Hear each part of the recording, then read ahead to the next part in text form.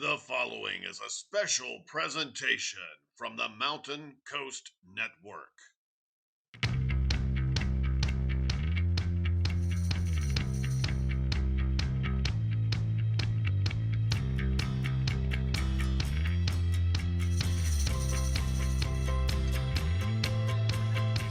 Georgia Highlands College presents Paulding County Patriot football on the World Wide Web through Mixlr.com.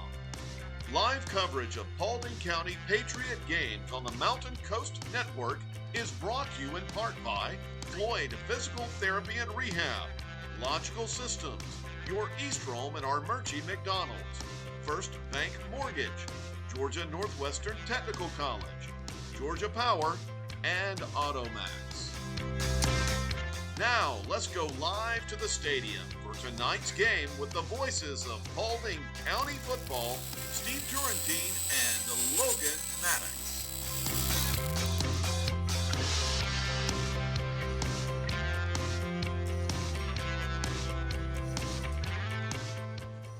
And welcome into Douglasville, Georgia, Jimmy Johnson Stadium here at Douglas County High School. Beautiful facilities and a great setting for tonight's matchup between the Paulding County Patriots and the Douglas County Tigers. Logan Maddox and Steve Turrentine with you here on the Mountain Coast Network, getting you set for what should be a big test for head coach Van Spence and his Patriots, taking on a top 10 team in Classification 6A.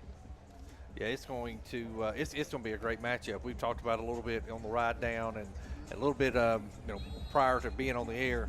It's going to be a big test for Coach Spence and the Patriots. However, I was noticing as they were warming up too, and they just went back in the locker room, about to come back out, but they look ready. And I know that sounds kind of silly, but they look loose, but they look focused. There wasn't a whole lot of silliness going around. Looks like everybody's kind of ready, and so they're going to have to bring it. But man, it's like we were talking about though. This is such a competitive region. You can't really take a day off. No doubt about it. And you look at the region standings, and of course we'll talk about that more here in a bit, but looking at the region standings, you've got undefeated Douglas County 5-0 on the year. They're 2-0 in Region 6 or in Region 5 6A. Paulding County is actually tied for 6th right now with an 0-1 record. That's how competitive this region is. Absolutely. If you don't win games, you're going to be in the lower 2 or 3 teams in this region, so you've got to win and win now if you're Paulding County if you want to have any chance whatsoever to qualify for the postseason. Yeah, because it's not going to get any easier. I mean, the region has 2 byes, 2 open weeks. Paulding County's already had both of theirs, so it's going to get a little bit tougher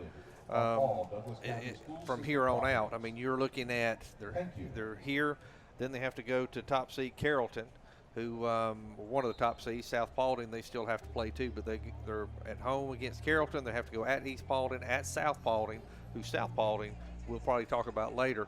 Has been kind of the surprise, possibly maybe to us, not used to this region, not really seeing much of it last year, but South Paulding obviously is for real.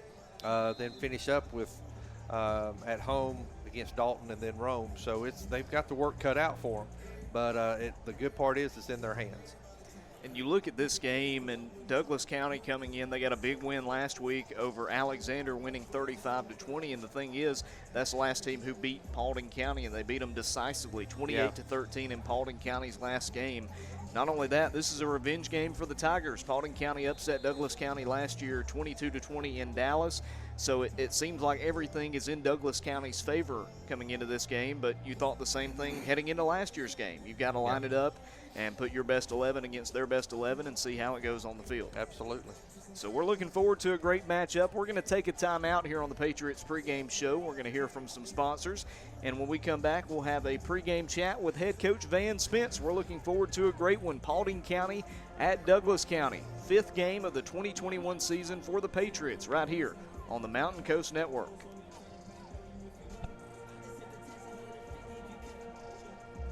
When it comes to college, you don't have to pay more to get more. Georgia Highlands College offers more value at the price you want. More focus on your goals. More preparation for your future. More help navigating your path to success. And with more in-person, remote, and hybrid class options than ever before, you don't have to pay more for the same classes you can get right here at home. Start taking charge of your future and let us show you how to pay less and get more today. Visit highlands.edu. That's highlands.edu.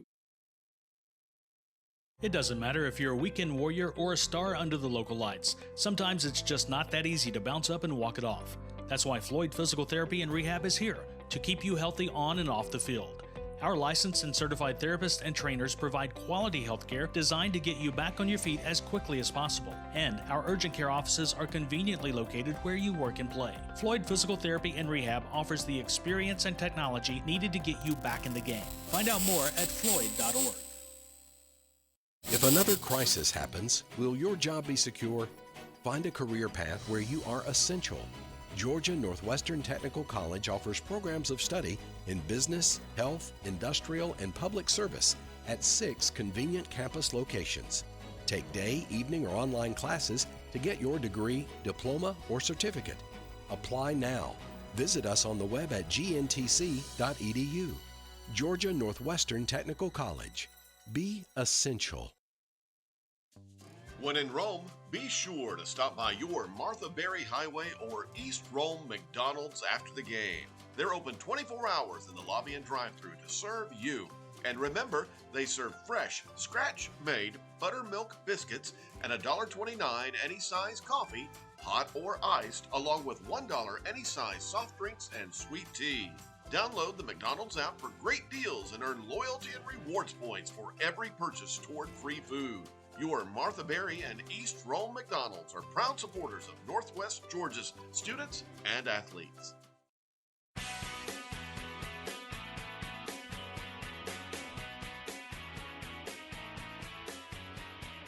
Welcome back to the Patriots pregame show, broadcasting live on the Mountain Coast Network. I'm your host, Logan Maddox, and I'm joined now by Paulding County head coach Van Spence. We're just a few minutes away from tonight's region game at Douglas County. The Patriots and Tigers are just about set to get things underway. After a bye week last week, Coach Spence, how do you feel?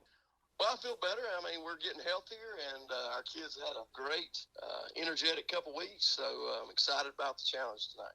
Well, the last time we saw your team in action was 2 weeks ago. The Patriots dropped a tough one on homecoming, losing 28-13 to Alexander. What was your message to the team after that game? Well, the message to the team was, we had opportunities. We missed opportunities. But I was very proud of how they competed with, some circumstances where you lose 3-4 starters early on the game. Guys didn't quit. We just, like any Friday night, you hate you lose, but there's a lot to grow from the tape. Well, Coach, all year long we've looked at Braden Malden as a guy who's really the catalyst of the Paulding County offense. And while he had a great game, one guy who really stood out was Khalil Jones. He finished with 8 catches for 151 yards on the night. How pleased were you with his performance? Well, Khalil just continues to do great things every Friday night. He's a young man that's been in our program for several years, but he's a guy that as the kids say, people slept on, but, this guy is just every single day in the weight room. He's working hard. He's putting in the effort in practice, and then, we're not surprised when we see it, but we're very, very glad to see that everybody's kind of taking notice because he is a very, very good football player, and his effort against Alexander was great.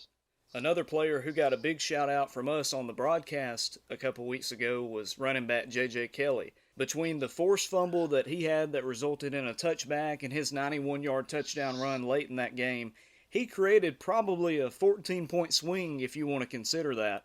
Fans might not have known about J.J. much before the season, but what can you say about the sophomore?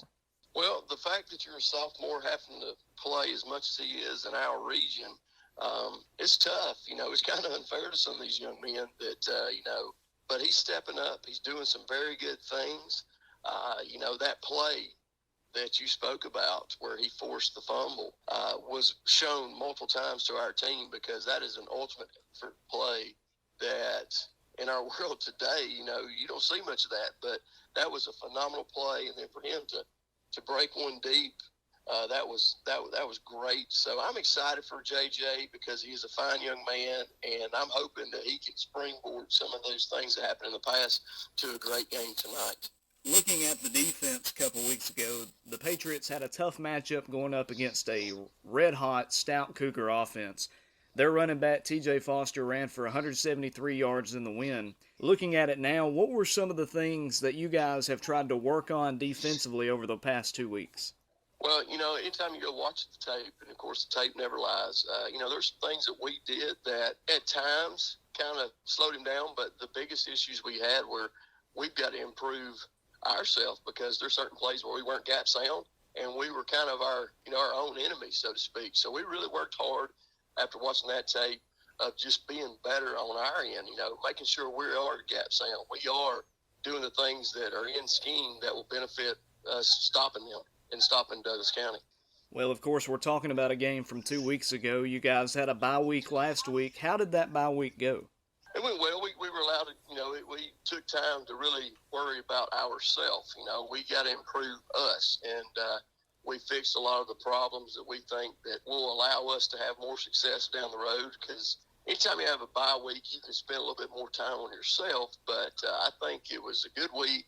We fixed some problems and allowed some of our guys that were injured to hopefully get healed up, and we'll return a couple guys because they're coming off injury after bye week. What was this week of practice like for the Patriots? It was a physical week. We had a lot of fun. It was a very spirited week. We had a lot of different type periods because we were on fall break, so we had, we were able to go a little bit longer, and it was just a good, productive week, and the great thing about it was a ton of energy at practice daily. Logan Maddox here speaking with Paulding County head coach Van Spence. His team is warming up right now, getting ready for tonight's road contest at Douglas County. We're on the road tonight. We've traveled to Douglasville to take on Douglas County. They're led by sixth-year head coach Johnny White. The Tigers are ranked 10th in Class 6A. Coach, what are you expecting from them tonight? Well, they're always very big. They're very physical and very athletic. So Coach White does a good job. Last year I think upset them because they were ranked and undefeated. Very similar to tonight. We won't surprise them because of what happened last season. But they're a good team. They're very, very, very athletic. Tons of young men that are going to probably play at the next level. So we got to bring our A game, and I know that our kids are excited for the challenge. Well, they have one of the top young quarterbacks in the state in sophomore Sire Hardaway. He can run it or he can throw it. What's your game plan on trying to stop him and the rest of this Tiger offense? Well, we're going to try to heat him up. We're going to try to be very sound in our coverages, and we're going to try to just bring pressures from every which way just to kind of get him frustrated, or maybe at least, avert his eyes where he can't, get dialed in on a guy alone because of where we're coming from, all our different areas of pressure. Douglas County always has a ferocious defense, and it's no different this year in 2021. Coming in, they're only allowing about 15 points per game. What's going to be the key to your offense putting points on the board? I think a lot of it will be, we've got to be very good up front, as always. We've got to make sure that we do a good job of accounting for their Mike linebacker, who's an outstanding football player. And, hey, if we get a shot, we are able to capitalize on those shot plays or those chunk plays that we're going to, have scripted in. So, ultimately, if we will just be sound in our assignments, we have a chance. Coach, do you have any final thoughts about tonight's matchup? No, I just want to thank all of our people that are listening along, and just know that we've got some phenomenal young men that are working hard. Hopefully we can do some good stuff this week and in the near future to make them proud. Thank you, Coach, for your time, and good luck this evening. Thank you so much, Logan. Yes, sir, and you've been listening to our pregame chat with Patriots head coach Van Spence ahead of tonight's region game at Douglas County. We're going to take a timeout and hear from our sponsors. Paulding County Patriots football, presented by Georgia Highlands College, is on the Mountain Coast Network.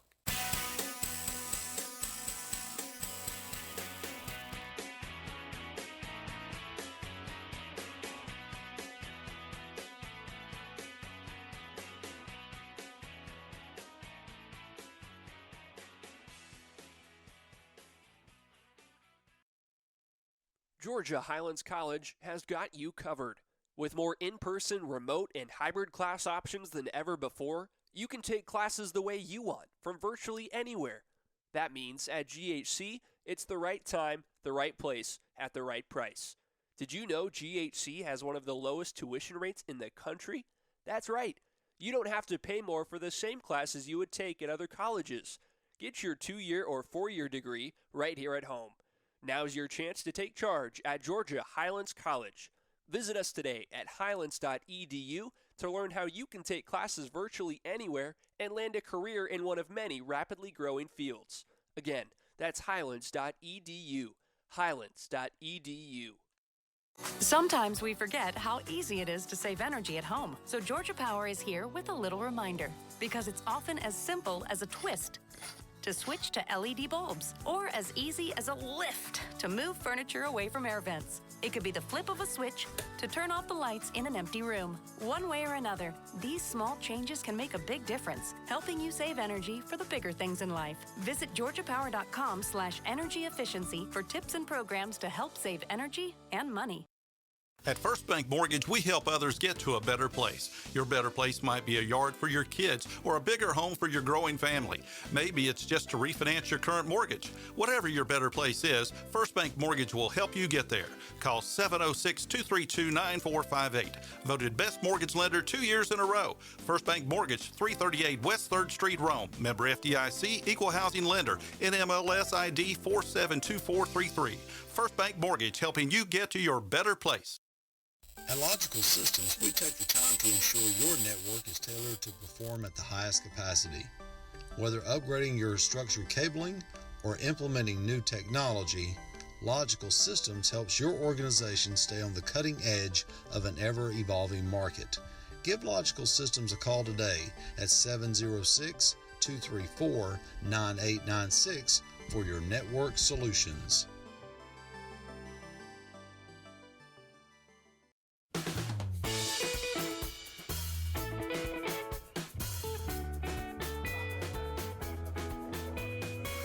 And welcome back here on the Mountain Coast Network. Logan Maddox and Steve Turrentine with you. Paulding County traveling to Douglasville this evening to take on the top 10 ranked Douglas County Tigers. Depending on where you look, Douglas County ranked anywhere from 6 to 10.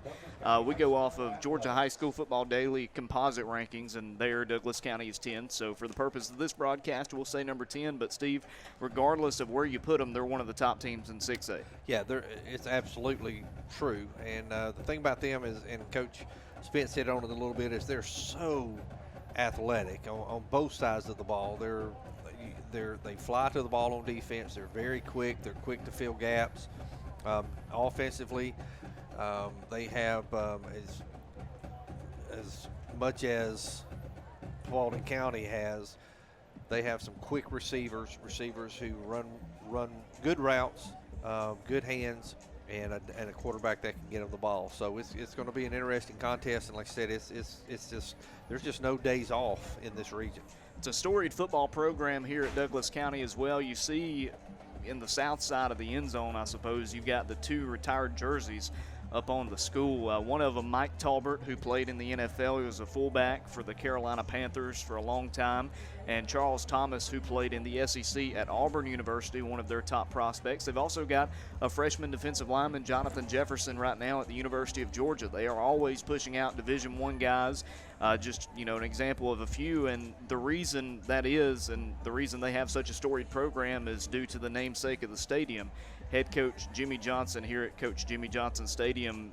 Want to shout out Steve for finding, some information on him. Talking about Mr. Jimmy Johnson, he passed away in August 2008, but he played football at the University of Alabama. He became the head coach here at Douglas County in 1974. He guided the Tigers to 124 wins in 19 seasons, averaged about 6.5 wins per year. They won 4 region titles under him. They won a share of the 1988 North Georgia State title. He was president of the Georgia Athletic Coaches Association in 1988. He coached the 1992 GHCA All-Star Game.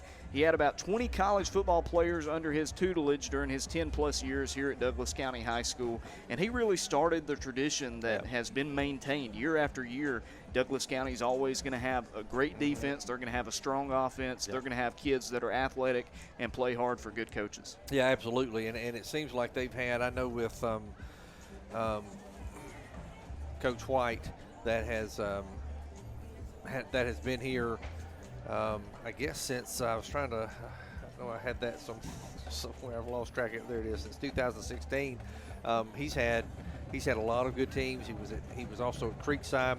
He does such a good job. One of the things that as I was kind of looking around and talking to some friends of mine, he's very fundamental, knows the game extremely well, coaches the team up really well, and so again, when you have this much talent and you're producing like they've obviously have, especially moving kids to the next level, you're doing something right. And so because you've got to have more than just athletic ability, so being able to teach them the right technique, teaching them the right types of commitment and way to be committed and those kind of things is definitely something that they're proud of and are continuing.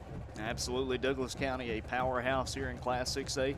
It's a big test for Paulding County, but the Patriots have been here a year ago, obviously at home, won 22-20.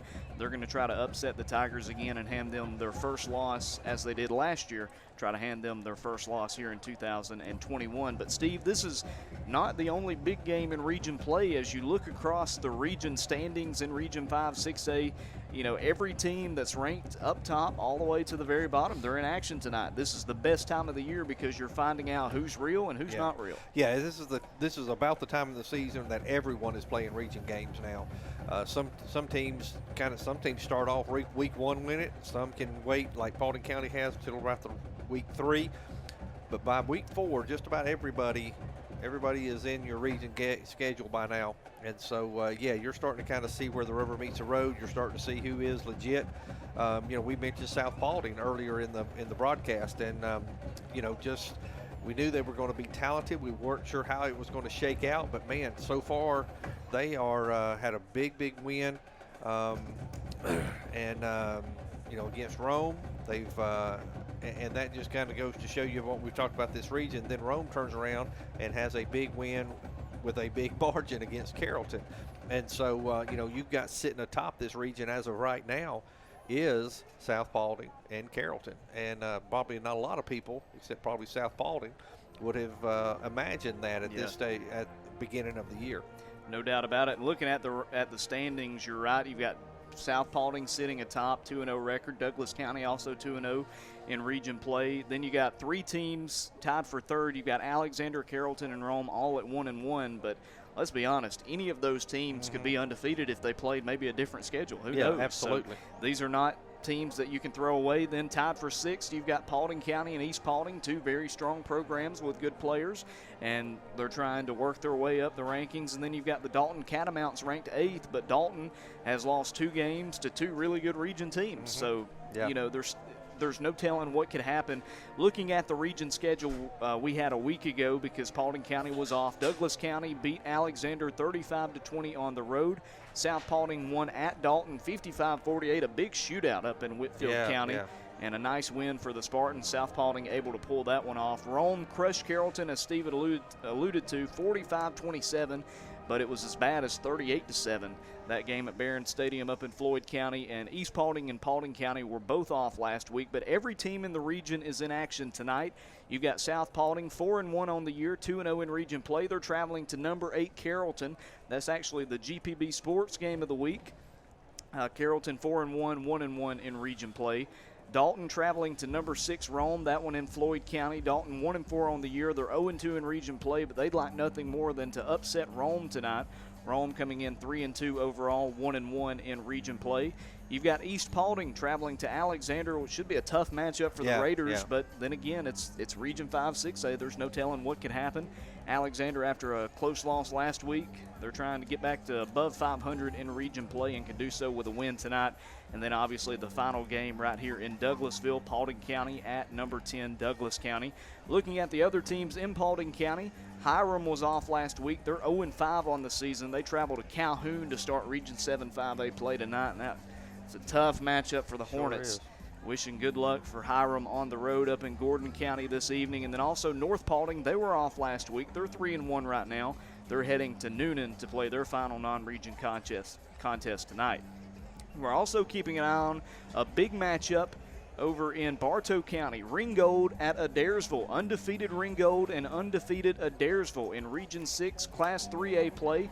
And if you want to follow along with that one, it's also right here on the Mountain Coast Network. That's right. Larry Gardner's got the call from Adairsville High School. Big matchup between the Tigers and the Tigers, Ringgold and Adairsville. Yeah. The Tiger Bowl up there in Bartow County. We're going to keep an eye on that one, but we're so excited for this one, Steve. Paulding County and Douglas County, two very storied programs, two teams that aren't far apart at all. Douglas County, Paulding County border each other. And how about this? This is the third consecutive matchup against a Douglas County school for the Patriots. Yes, you're exactly right. We had talked about that before. Now it's spanned over about 5 weeks. Yeah. But it's been, it's been about the third in a row, and it's every game has been a good one though. Paulding County making their way out onto the field. Douglas County coming out of their newly constructed football field house on the far side of the stadium, which looks great. They're still building upon it. They're going to run through a inflated tunnel down there. Paulding County walking down on the field. They're going to run through a banner made by the cheerleaders, held up by the cheerleaders. Paulding County going to be wearing their road white uniforms. It's got the navy blue numbers, navy blue pants. They've got the white helmet with a stripe down the middle, Paulding County logo on one side, and their numbers in navy blue on the other side. Douglas County's jersey in just a moment. Paulding County comes in 2-2 overall, 0-1 in region play. Douglas County 5-0 on the season, and 2-0 against Region 5 6A opponents. Do want to credit the Douglas County school system. Great job here, revitalizing the football field and the stadium at Coach Jimmy Johnson Stadium. Beautiful football field and, great press box up here, great hospitality, and we are thankful for that also.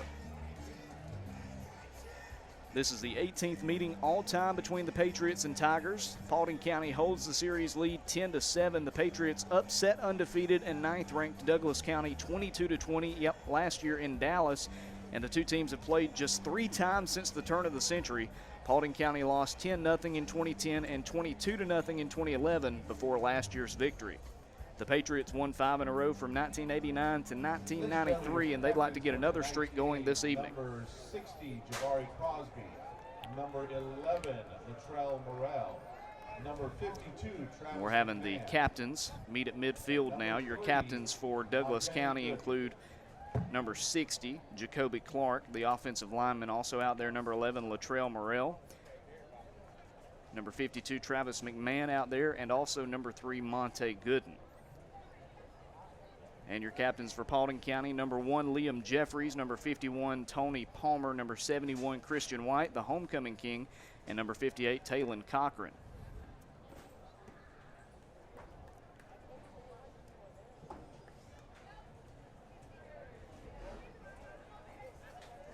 The head official speaking it over with both teams, showing them the coin. Looking at Douglas County's jersey, they've got the gray home jerseys with black numbers, yellow trim, and white pants. This is their pink out game for Breast Cancer Awareness Month.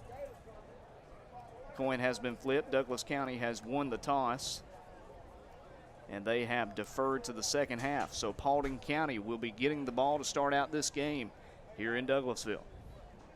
Steve, I would imagine imperative for Paulding County to get a good start on offense. Oh, absolutely. And really, obviously, what you want is to sustain the drive and be able to get down and score. But one of the big things too is if you can't do that, you want to extend your possession. You don't want to go 3 and out. You want to make sure that you're getting a feel of the game. You can't do that with 3 and out. You want to make sure that you are trying to control the tempo, control the longer you can keep that offense off the floor, off the ground, off the field, the better you're going to be with this. It's starting to fill up, and they're starting to be in this. Anytime you're on a away game, you want to try to take that crowd out of it as much as possible. Here they come.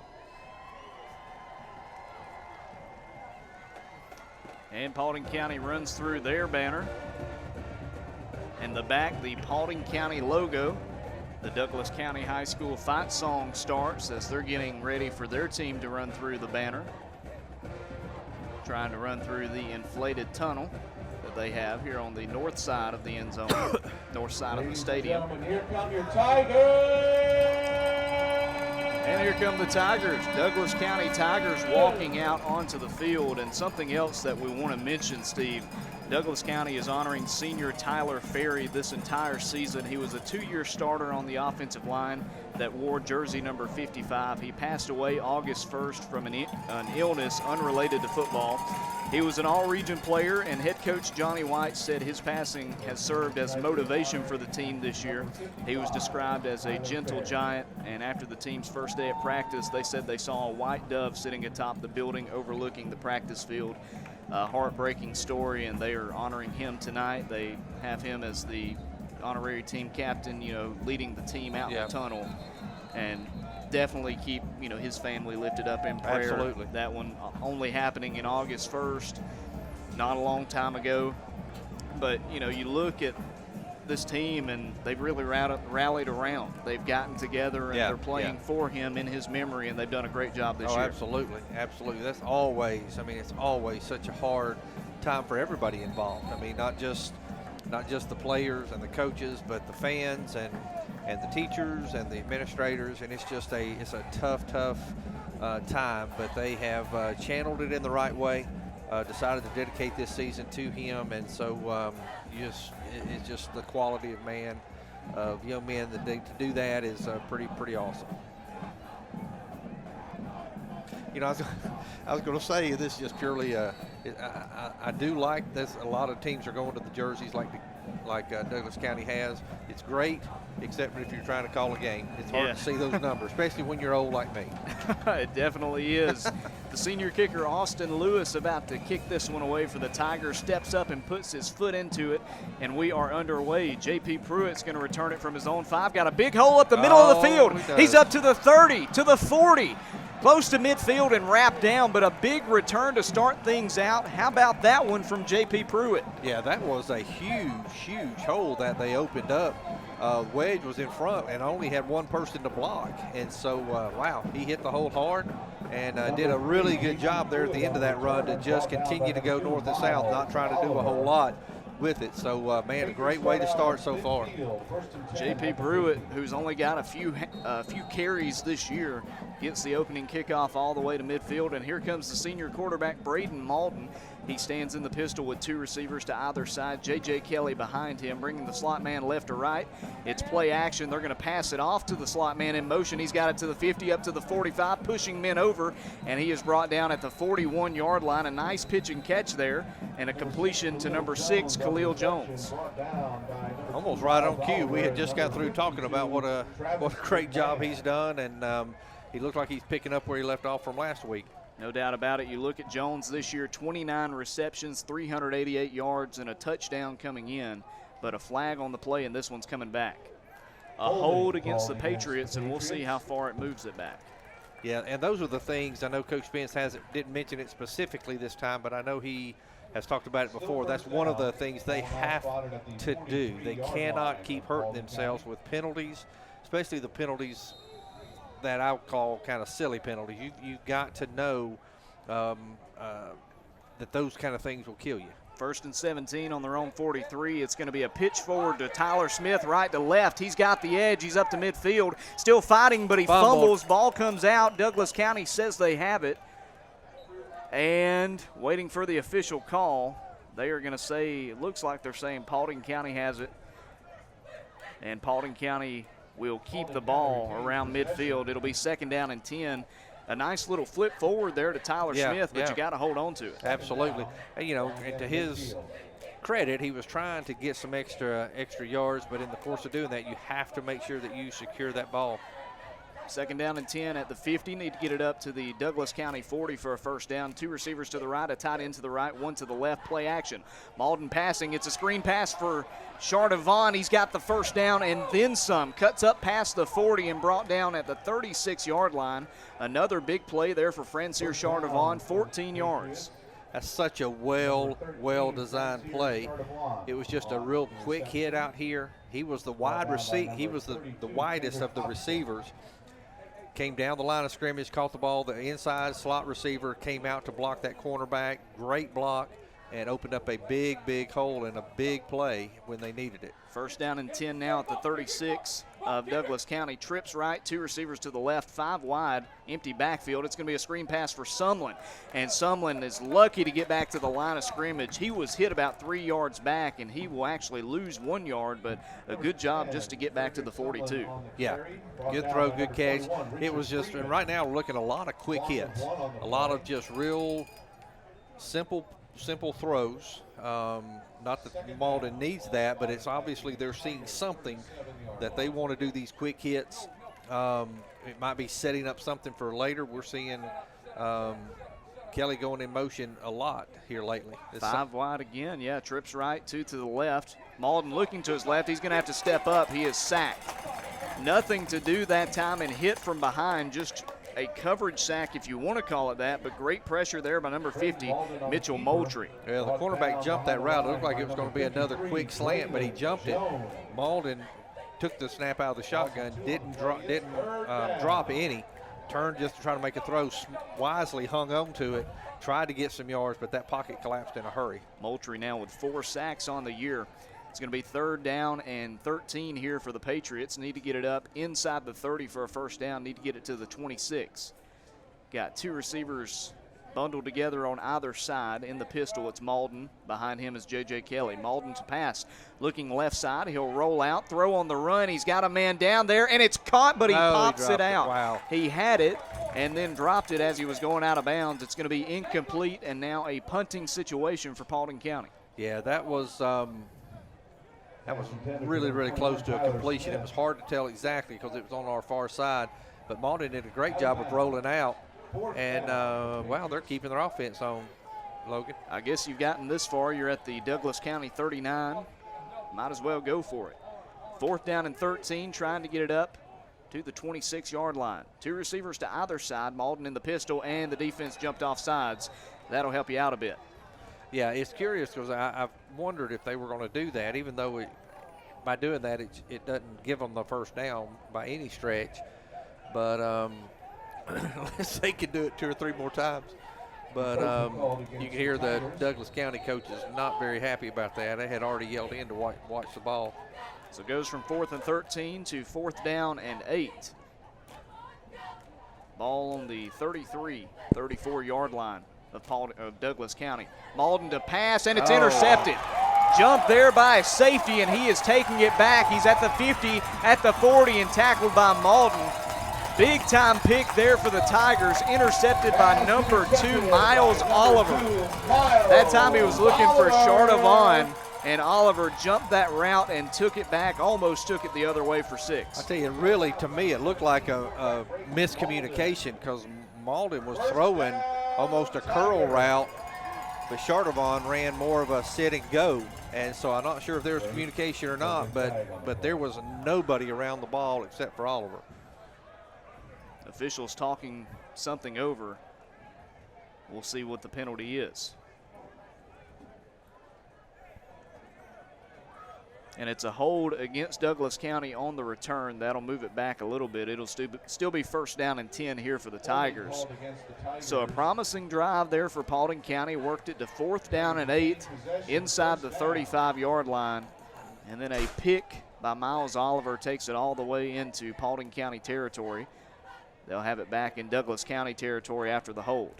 Yeah, that was, again, just one of those mistakes you hate to see if you're a Douglas County fan, because that was a really good, not just a good pick, but a really good run back as well.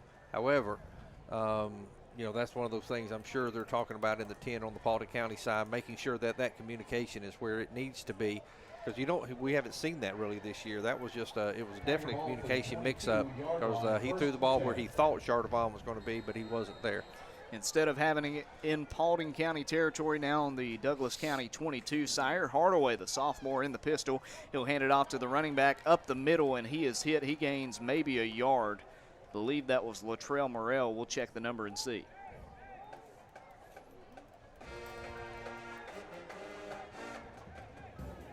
Gain of 2 yards. It'll bring up 2nd down and 8. And it was Latrell Morrell, the leading rusher for this Tiger offense, that has ran over everybody this year. Two receivers to the left, one to the right, and H-back to the left. They're going to pass it to the left. Man open on a screen. He gets it up past the 26, runs over Liam Jeffries, but Jeffries holds on to him and brings up third down. Yeah, similar play to what we were talking about with Paulding County. Just a really quick hit, little wide receiver screen where you have slot receiver trying to block that cornerback, and just a solid play, well executed. That was a 3-yard pass to Tayshawn Bolton. Brings up third down and 5 now. We'll see if the Tigers can get it, and before the play gets off, Paulding County jumps off sides, and that's going to be a free. No, I think there might be it's false start against Douglas County. So was wondering why the Paulding County defensive lineman jumped early. That would have been Gavin Van Dyke, but instead it was a false start. So brings up third down and a short 10.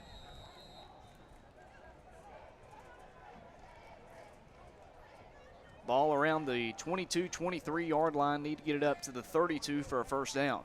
Two receivers to the left, two to the right. Hardaway in the gun. Tries to step up. Now he's flushed out to the right. Still on the run, looking downfield. Throws as he's getting hit and just overshoots a receiver. He was covered, but it would have been a first down catch if he could hold on to it. Instead, it's incomplete, and that brings up fourth down. Yeah, really, really good job. It looked like they had a spy on him that time, too, because it looked like linebacker number 5, Braden Scott, looked like he was kind of mirroring Hardaway there, and did a good job of, once he saw him come out of the pocket, he attacked, and Hardaway was able to get rid of it right before he got hit. But good effort, too, by the receiver. Just got it out of bounds. Douglas County set to punt this one away. Chardavon to return, standing on his own 42-yard line. Charles is punting, I believe, number 8. This is a spiraling punt that's going to hit just past midfield. Takes a couple of hops, hits off of the Paulding County player. We've seen that happen before. That Douglas can't County happen. Fell on it. They're going to they're talk asking. it over. I tell you, we've seen that happen before. They just get too close to it. The deep man did a good job of saying, get away, get away, get away, but they didn't. Looks like it might have hit off of Mason Hamilton, who was a blocker going down there. Free possession here for Douglas County. They have it now at the Paulding County 35-yard line. This is not the kind of mistake you can have if you want to upset a top 10 team. You can't. You can't make those type of just those mistakes that can easily be avoided and should be avoided. I mean, like I said, the deep man was saying, get away, get away. You can see him. He was waving his arms, and they just did not find the ball and didn't – it just didn't listen, didn't do what he needed to do to get away from it. Clock whistled back in. 7:24 to go in the first quarter. No score, but Douglas County has it first down and 10 at the Patriot 35-yard line. Hardaway in the pistol. He'll hand it off again, and he is wrapped up, still on his feet. He gets up to the 30. Big stiff arm, but he's brought down after a gain of 5 yards. A nice carry there by number 11, Latrell Morrell. Yeah, that was, I think everybody in the stadium thought he was down, but he did a really good job getting that offhand down, being able to keep his knees off the ground, and made a good run out of it where it just cuts it in half there. Time J-Rod Abrams had his arms on him, just couldn't bring him down. Second down and 5. They'll go back to Morrell up the gut, pushing, and he's got 3 yards upfield. They're going to stop forward progress there. It'll be third down and 2. Third down and 2 at the 27-yard line now of Paulding County. Latrell Morrell. You're going to get a good dose of him in this game. Morrell entered with 467 yards on the season, averaging 9.2 per carry. Third down and 2 for the Tigers. 2 receivers to the right, 1 to the left. Hardaway with a running back beside him and a running back behind him. They'll stop and get the play call in from head coach Johnny Watt. Snap to Hardaway, hands it off to Morrell, jukes left, and he's got some space. He's at the 20, the 15, the 10, inbound still, and steps out at the 6. Huge carry by Morrell. 21-yard run on third down and 2. Now it's first and goal. J-Rod Abrams running him out of bounds that time, but a huge gain for Morrell. just when he's got that juke, he's already got the first down. Nobody's even close to him. And when he can accelerate, he's dangerous. Big carry for Morrell now, first down and goal at the 6-yard line. Hardaway, he'll hand it off to Morrell again, looking left side, still fighting for yards inside the 5. And he is hit close to the 3. Gains 4 yards on first and goal, now second down and goal from the 3. That was number 10 right there with the ball, it looked like. Nope, you're right. Well, no, it says number 10 on his uniform. Yeah, I think you're right. I think that might have been Jared Douglas. Because there's a Dale, I think it's a Dale, that's how they say it, Charles, who's also the punter, but number 8 is also in the backfield. He's built like a fullback. He's in the pistol right beside. Second and goal. Hardaway on a keeper right side, and he is ripped down. What a great tackle there by Gavin White, the junior. Shot the gap and brought him down. Sure did. That was a great job. He just beat his man off the ball right there and was able to get in the backfield. Looked like they were trying to run a speed option to that right side, and he just blew that up right past the line of scrimmage. Great job right there, reading the ball and getting off the ball in a hurry. Loses about 5 yards, brings up third down and goal now from the 9-yard line. And you're right, they bring number 8 back in there, Adil Charles. Looks as if Douglas County's going to try to pass on third and goal. Trips right, one man to the left. Hardaway in the gun, pump fakes, looks left side. A fade, and it's incomplete. Tried to one-hand it, but good coverage there by Tyler Smith.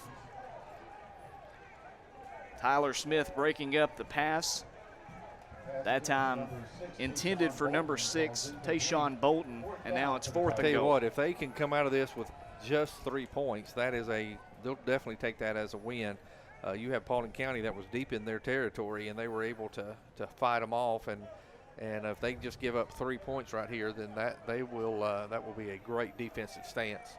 Austin Lewis, the senior kicker, back on. This one should be about a, let's say, 26-yarder. The snap, the hold, the kick is up, and it looks good from here, and the officials agree. 3-0. Douglas County takes the lead, 4:32 to go in the first quarter. We're going to step aside real quick. We'll come back with more action here from Jimmy Johnson Stadium. 3-0, Tigers on top. When the Shorter Hawks football team hits the road, the Mountain Coast Network broadcast team heads to Automax. Corey Rhodes and his crew have the right vehicle for us to travel across the southeast from the mountains of upstate South Carolina to the Gulf Coast on the Florida Panhandle. Wherever you are headed, Automax has the car, SUV, van, or bus that you need. Call Automax today at 706-291-0600 or visit them online at automaxrental.com/Rome.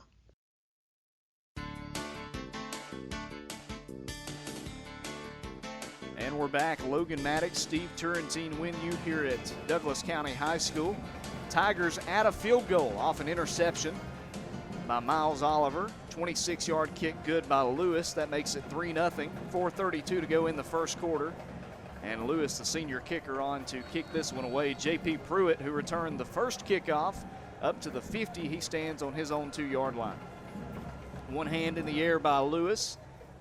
Now he's going to trot up and kicks this one downfield. It's a low line drive kick. On one hop, it's fielded by Odabemi at the 20, up to the 25, jukes inside to the 30, still fighting at the 35 to the 40. Still on his feet, he's picked up and body slammed at the 43-yard line, but a really good return again, that time by Odabemi. Yeah, great job right there. I tell you, one of the reasons he was picked up is he did such a good job of covering up that football, and they were ripping at it because they had him kind of stood up right at about the 41, 42-yard line. And but he was making sure that he held on to it. Paulding County drove 20 yards on their first drive. Most of those through the air. We'll see what they can do on this one, starting on their own 43-yard line. I think that Coach Spence is going to be pleased so far. I think the front line has done a really good job holding them off. There was I think one time that I think of where the pocket kind of collapsed, but other than that, they've done a pretty good job protecting Malden. 2 receivers to either side. Malden in the pistol, J.J. Kelly behind him, and a flag flies. That's, let's see.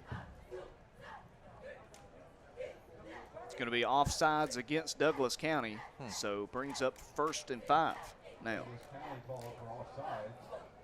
So instead of 1st and 10 at the 43, 1st and 5 at the 48.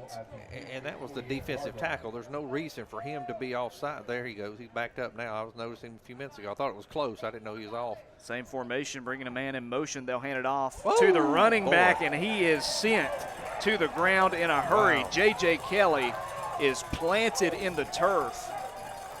That was 33.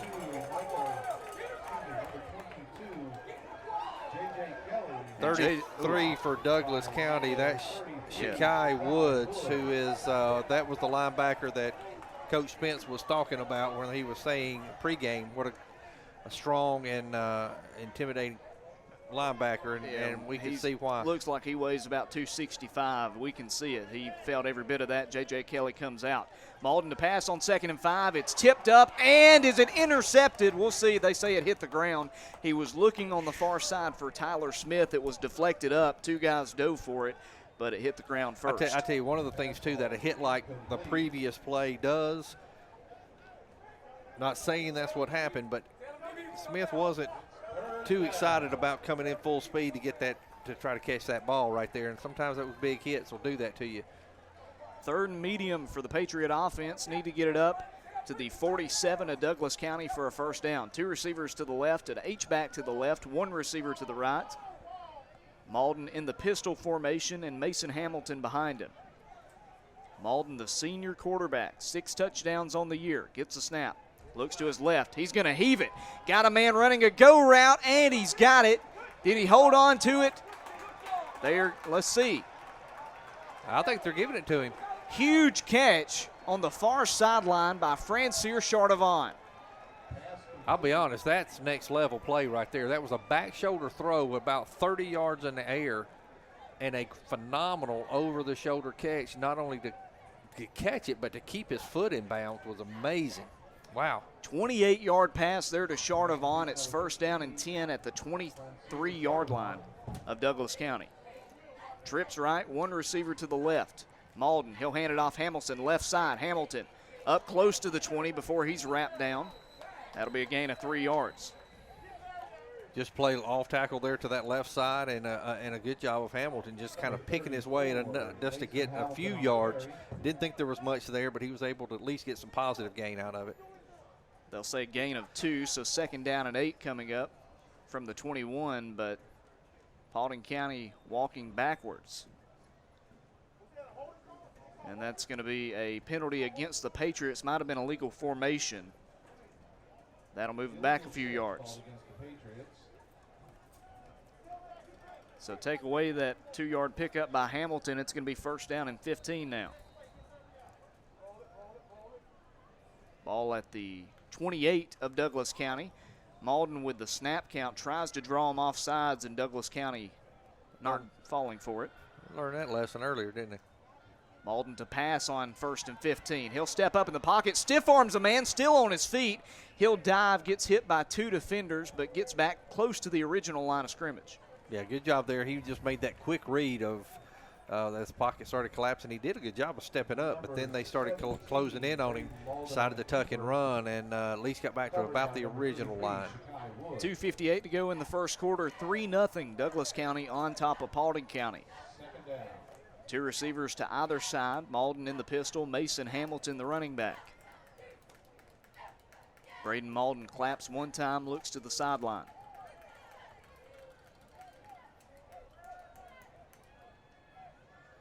Patriots are set now. Malden gets a snap, screen pass, right side, bubble screen for Chardavon, and he's hit immediately. Just nothing you can do when the blocker is getting pushed back into Chardavon. Yeah, that's what I was about to say. Sumlin was trying to get a block on that cornerback, but in his defense too, though, normally Malden throws that ball more on a line. It was a little bit of an arch out there, and it gave him time to kind of the defender to shuck on the descent on the block, kind of shuck it aside, and being able to make that play. Brings up 3rd and 11 now. Ball close to the 25-yard line. Trips left, 1 man to the right. Pistol formation again. We'll see what they do. Play action. Malden Jukes around one defender. He won't get past the second defensive lineman. He's brought down. It actually gains maybe a half a yard, but it brings up 4th down and long. Yeah, he had Shardavon open too. He just didn't have time. He was running a deeper slant and had him kind of in the middle of the field, but by that time he was trying to move out of the pocket and just wasn't able to get there. He was too busy just trying to get as much yardage as possible. So now a long field goal for Clay Walters, the senior, trying to add 3 points and tie it up. Clock rolling, close to a minute left to play. Malden, the holder, set up at the 31, so it should be about a 41-yard field goal attempt here for the senior. The snap good, the hold good, the kick is up, and it is good. A 41-yard field goal there by Clay Walters, the senior, and he ties it up. 58 seconds to play here in the first quarter. 3-all from Douglas County. We'll step aside and come back in just a moment. 3-3 tie here on the Mountain Coast Network.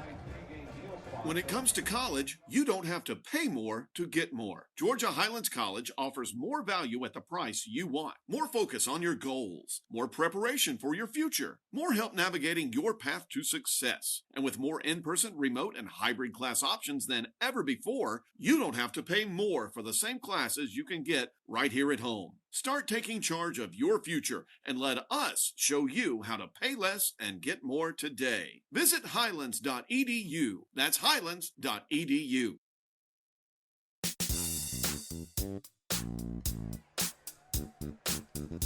Welcome back to Coach Jimmy Johnson Stadium here in Douglasville, Georgia. Beautiful Douglas County High School, great campus, and a great place to come watch a football game. 3-3 tie, 58 seconds to play in the first quarter. A 41-yard field goal attempt by Clay Walters ties this thing up. Back deep to return for Douglas County is number 4, Hilton Alexander II. Clay Walters, the senior, to kick this one off. Also back there is number 3, Monte Gooden, both juniors. Walters is set, comes up and kicks this one. This one a high kick. On the far side, it's going to be fielded by Gooden. He's got it at the 15, coming near side, up to the 25, to the 30. He's got a hole. He's at the 45 at midfield. Jukes Walters at the 40, the 35, and he is down there. But what a big return by Monte Gooden. I'm going to tell you what, now that was a whole different, he had 2 different speeds right there. Once he caught it, he had to come up, catch it. It kind of was almost in full speed, I thought, until he got the hole, and man, he hit a whole different level. But a great job, though, by Paulding County. Their wide man came back and ended up being able to make that stop. But, yeah, big run back. And again, Douglas County with good starting field position. The last drive on that muffed punt return, they got it at the Paulding County 35. This one starting at the Patriot 32. 1 receiver to the left, 2 receivers to the right. An H-back to the right, and a pistol formation. Sire Hardaway, the quarterback, the sophomore, receives the snap. He hands it off to Morrell. Up the gut, and J-Rod Abrams grabs onto him and wraps him down, brings him backwards, and that's a loss of 1 for Morrell. Such a good job right there by Abrams of filling that gap and filled it hard. He was able to get rid of a block, was standing there, was able to make the play and push him back. Just a really sound defensive play. And make no mistake, Morrell is a big guy. He's big for a running back. Yeah, they got him listed at 182, 5'10", 182. He looks bigger than that, honestly. And let me tell you, Abrams brought him down in a hurry. Going to be 2nd down and long. Hardaway passing, almost deflected, got it to the slot man, and that's a nice gain. It was almost knocked away, but they'll get it up to the 25-yard line. That was Number 3, Monte Gooden. Gooden on the catch. Again, yeah. So an 8-yard pass from Hardaway to Gooden. Now 11 passing yards for Hardaway in this first quarter, and that's going to bring it into the first quarter. 3-3 tie, very entertaining matchup here in Douglasville. The Patriots and Tigers all knotted up, 1 field goal apiece. We'll step aside here from some sponsors. You're listening to Paulding County Patriots football, presented by Georgia Highlands College, here on the Mountain Coast Network. It doesn't matter if you're a weekend warrior or a star under the local lights. Sometimes it's just not that easy to bounce up and walk it off. That's why Floyd Physical Therapy and Rehab is here to keep you healthy on and off the field. Our licensed and certified therapists and trainers provide quality health care designed to get you back on your feet as quickly as possible. And our urgent care offices are conveniently located where you work and play. Floyd Physical Therapy and Rehab offers the experience and technology needed to get you back in the game. Find out more at floyd.org. If another crisis happens, will your job be secure? Find a career path where you are essential. Georgia Northwestern Technical College offers programs of study in business, health, industrial, and public service at 6 convenient campus locations. Take day, evening, or online classes to get your degree, diploma, or certificate. Apply now. Visit us on the web at gntc.edu. Georgia Northwestern Technical College. Be essential.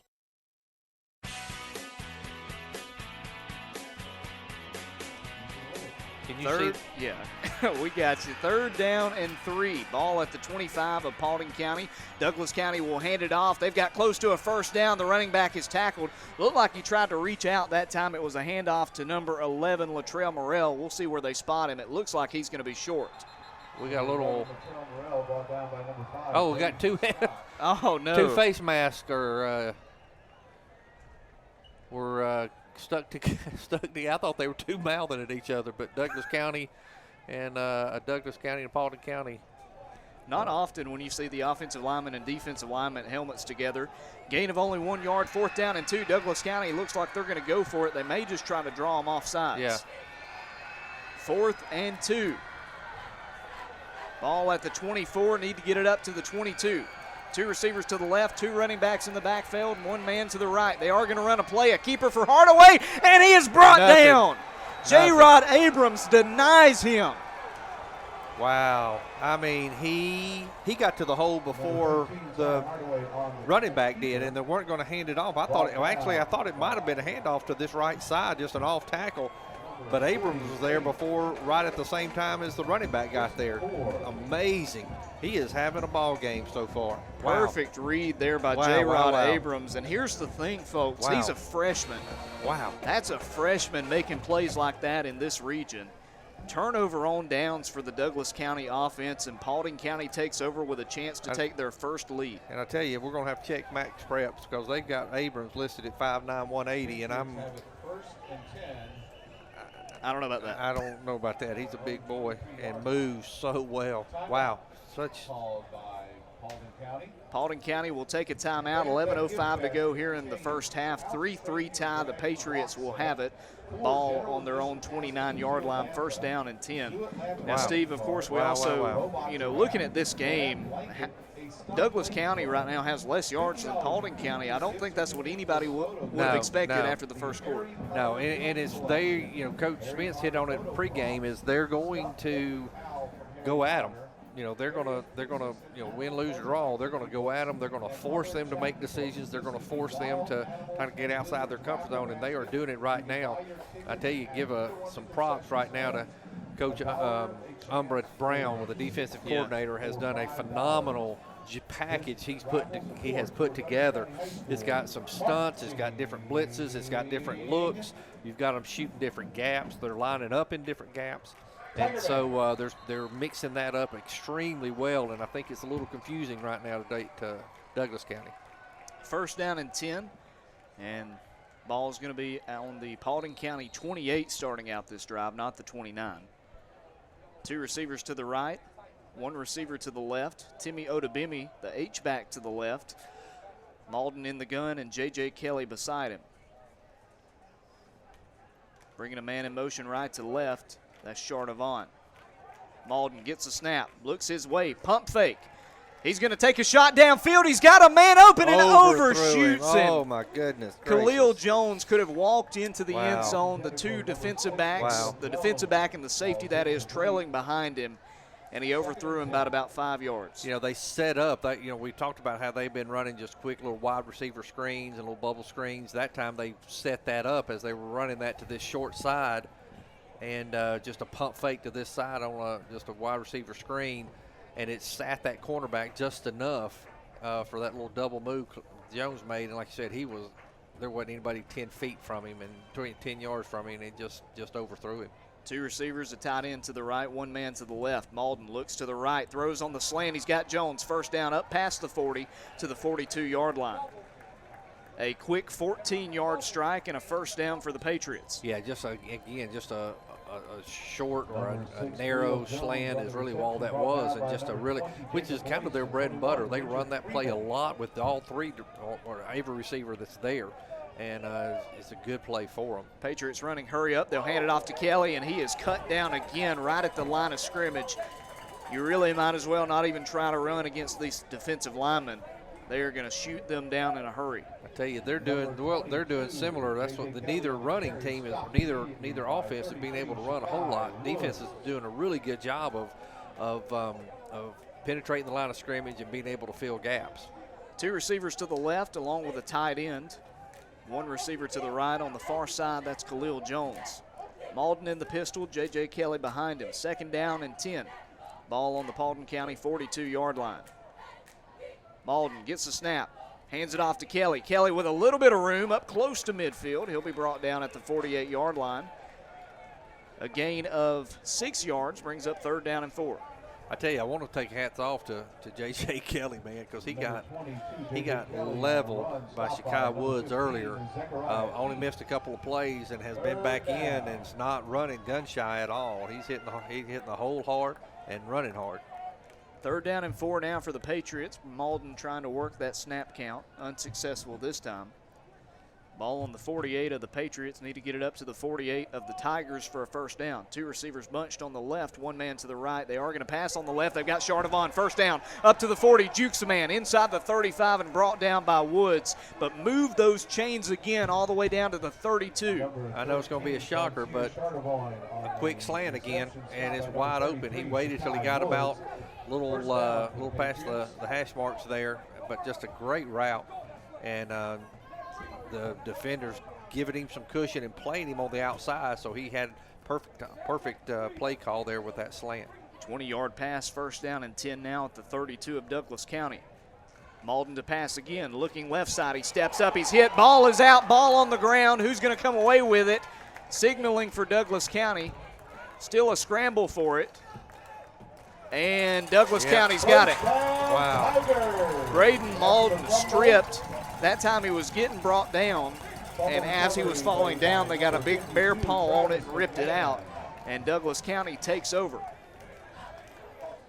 Those are two crucial. Now, last time when the interception, they were able to hold them. I think they only gave up, I think that was the time they got the field goal. But other than that, they need another stop right here because they were driving. That was just, man, that kills you when that kind of thing happens. You're moving the ball. You're moving the ball well, and that time the pockets just collapsed on Malden, and he couldn't tuck it early enough. Two receivers to either side for Hardaway. First down and 10. He's going to go long. Oh, got a man wide goodness. open, and he overthrows him too. Had reservations for 6, but not able to make it that time. Couldn't get it to Hilton Alexander II. I tell you, that was an almost identical to what happened with Jones. It was a little bit of a double move, and the corner sat just enough for I couldn't tell who that was to run by him. Number 4, yeah. Sorry about that. But yeah, he sat just enough. And, man, just wide open. Alexander was open. Paulding County bringing some pressure. Hardaway on the run. He had a read option. Ball came out late, and I think he was down. We'll see what they call. Yeah, and they're going to say he was down. By Odobemi right there. Big hit. It was a read option keeper for Hardaway. He gains 5 yards, maybe 6. Third down and 4. And it's one of those plays where Paulding County is going to be upset, but it is the right call. Yeah. Hardaway was down before the ball came out. Third down and 4 now. Ball at the 42-yard line. Quick snap. Hardaway wasn't ready for it. Busted play. He'll just pass it. They step out of bounds. That brings up fourth down. They were trying to snap it on the second hut, and they snapped it too early. Nobody was set. Good job of keeping control of it. No doubt. A good job there by Hardaway to realize. Passed it out there to Hilton Alexander. Lost a yard as he stepped out of bounds. Fourth down and 5 now in a punting situation for the Tigers as the senior Charles is back out there. And watch out for some fakes here. Charles is a big, beefy running back, and would imagine they've got quite a few fake punts in their playbook. Built around him, I bet you're right. Chardavon standing on his own 30-yard line to return. 8:05 to play in the first half. Paulding County 3, Douglas County 3. Charles will punt it away, end over end. It's going to hit, take a Douglas County roll, picked up on one hop by Chardavon. He'll juke ahead to the 27, 28-yard line, but that's it. Good punt there by Charles, but a flag is down on the far side of the field. Punt by number 8, Adiel Charles. Adiel Charles, the punter. Run back by number 13, Francier Chardavoine. Officials talking it over. Tackle by 17, Jarrell Galliard. Paulding County hanging with Douglas County here in the first half. A couple of nice drive for the Patriots, but here's the thing. If you're Paulding County, you can't just hang with them. You got to take the lead if you want to win. Yeah, right now it doesn't look like either team wants to do that. They're having mix-ups and miscommunications, or they're having, penalties that's pushing them, or turnovers that are causing drives to be stopped. And that was a That was a penalty against Douglas County. They will re-punt. So Adiel Charles again to punt. It's a 5-yard penalty. Might have been delay a game. I think illegal formation. Yeah, that's what. So Adiel Charles to punt this one away, standing on his own 24. Chardavon at the 35 to return. Paulding County looking like they're going to try to pressure this punt. They have a great rush, but Charles gets it off. He shanked it, though. High kick near side, and that's going to go out of bounds close to the 40. We'll see how far they mark it up. Another flag. And a Paulding County player comes up without a helmet after the play. It's going to go out of bounds at the 39 of Paulding County. Braden Scott came away helmetless, and there is still a Douglas County player in the vicinity. Not sure if he's trying to clear some things up. Officials conversing now, talking it over.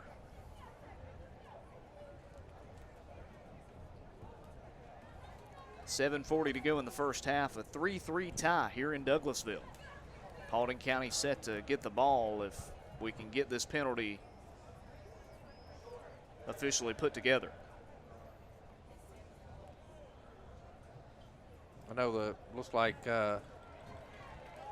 Gavin Van Dyke for Paulding County seems kind of intense in trying to talk to the referee. Nothing bad necessarily, but you can just tell, and they had to get looks like Odobemi trying to just pull him aside and saying that's probably not the best idea right now. So the ball, it looked like it was spotted out at the 38-yard line of Paulding County. Yeah. But now the referee standing at the 34. 4 officials still talking it Yeah, over that's right odd. You got midfield. both teams on the sideline basically, and the four of the referees out on the trying to figure out what was what here.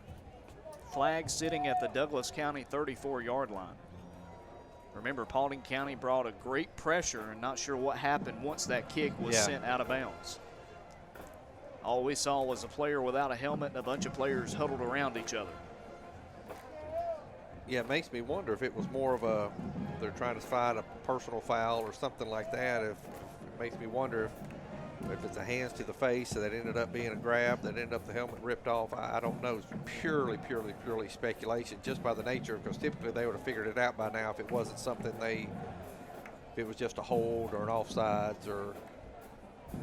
All right, official call. I think it might have been too many men on the field against Paulding County. Might have just been warnings issued to both sides. Illegal participation. Yeah, so illegal participation had 12 men on the field there. So it's a penalty against Paulding County. And that 5-yard penalty will take it from their own 39 to, I believe, their own 34. No, they're going to say that it went out at the 34, so it's going to move it way back now. That's going to move it back to the 20. Paulding County is going to have to drive 80 yards if they want to take the lead. 7:40 to go in the first half. First and 10 Patriots. That one moves them way back. 2 receivers to either side. Malden in the pistol. Mason Hamilton behind him. And stoppage of play again.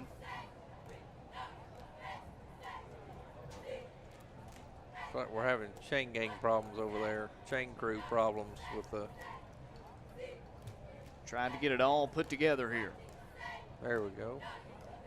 If you're just joining us, Clay Walters, the 41-yard field goal here in the second quarter to tie it up, 3-3.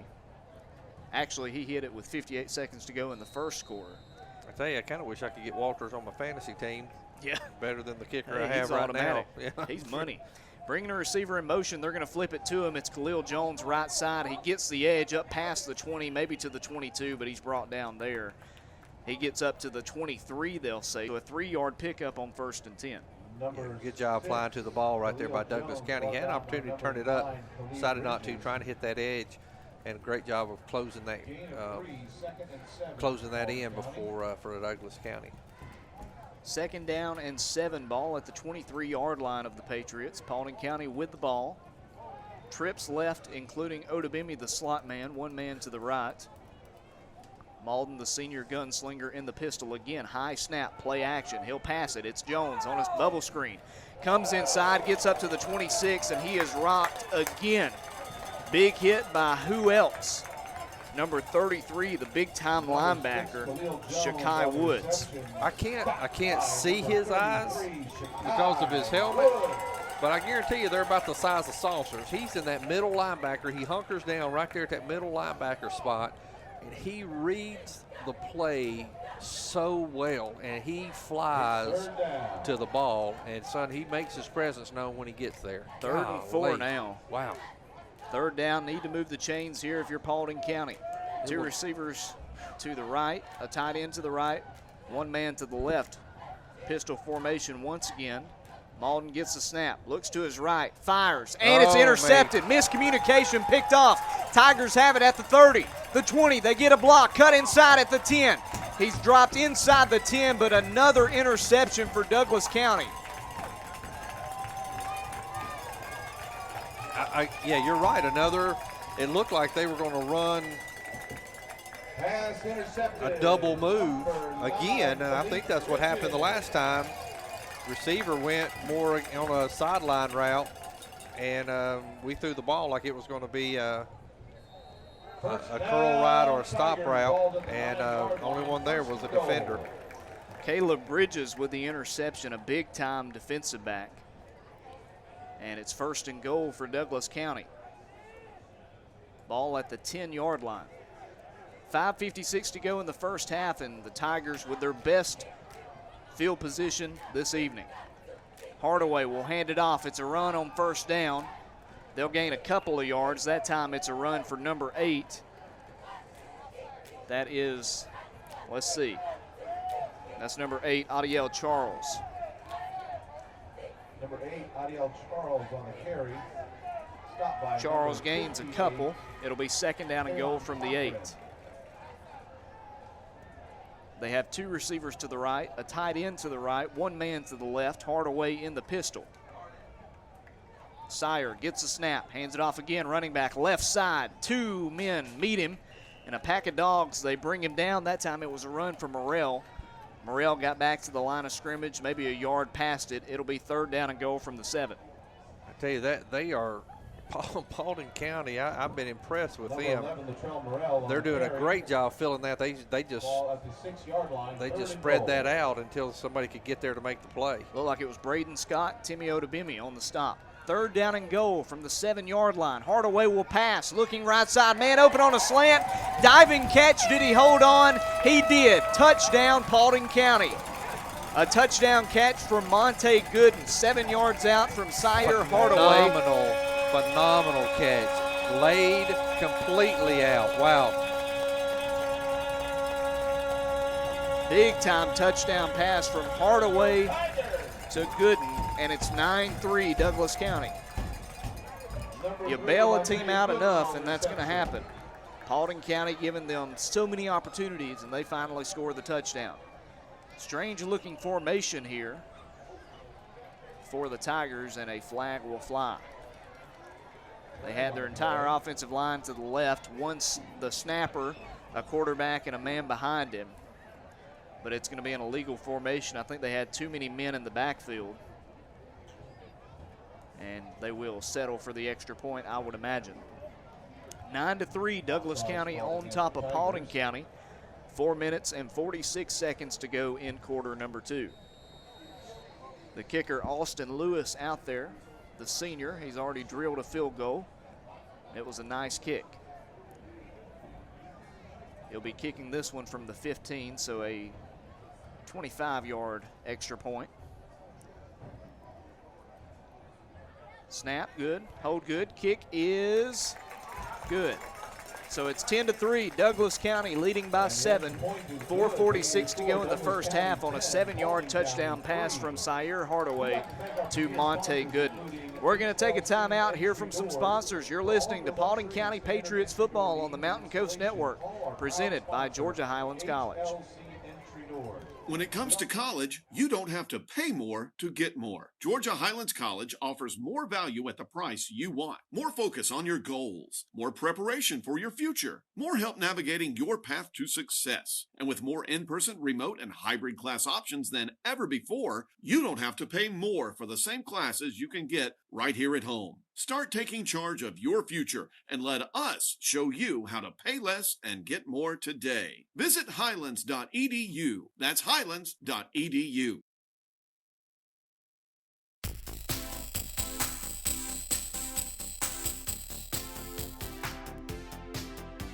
Welcome back here on the Mountain Coast Network. Logan Maddox and Steve Turrentine with you in Douglasville here at Douglas County High School. The Tigers with a 7-yard touchdown pass from Hardaway to Gooden. They make it 10-3, 4:46 to go in half number 1, quarter number 2. Senior kicker Austin Lewis on to kick this one off. And back to return for the Patriots. Looks like that's J.P. Pruitt, number 3. He stands on his own 2-yard line. Lewis kicked it deep his first time around. Pruitt had a good return. Second kick was a line driver. This one will be a deep kick. Pruitt's going to field it at his 3. Pruitt will bring it out. Still a big hole up the middle. He runs into his own blocker at the 25, falls ahead to the 29. If he didn't run into the blocker there, he got could have possibly gotten through there, and that could have been a big play for Paulding County. Still not a bad return. That time the senior Tony Palmer is just doing his job. He's blocking a man, but he's he's standing there, and Pruitt runs into him. Nobody's fault, just the way it happened. At least Paulding County's not backed all the way up to their own 20. They have thrown 2 interceptions in the first half, and that most previous one brought back inside the 10, resulting in a touchdown pass for the Tigers. So we'll see what the Patriots do here. Trips right, one man to the left. Malden will hand it off. It was a busted play, and he's way in the backfield. He's going to lose a ton of yards. They were trying to hand it off on a stretch play, but Pruitt was not ready for it. I believe this is the first time we've seen Pruitt, haven't we? Freshman coming in, doing a good job. I think that's the first time we've seen him as in a running back role. We saw him just one play earlier in the season, but since then we have not seen him. You're right. It was definitely a busted play. He was going way off tackle. I think it was meant to go right, kind of between guard and tackle. And he just couldn't reach. He couldn't reach him. Drops him in the backfield for a 6-yard loss. Now 2nd down and 16. Malden will pass. Steps up in the pocket. Got a man on an out route. It's completed to Khalil Jones. He comes backwards. I don't know if he gained yards, to be honest with you. He didn't.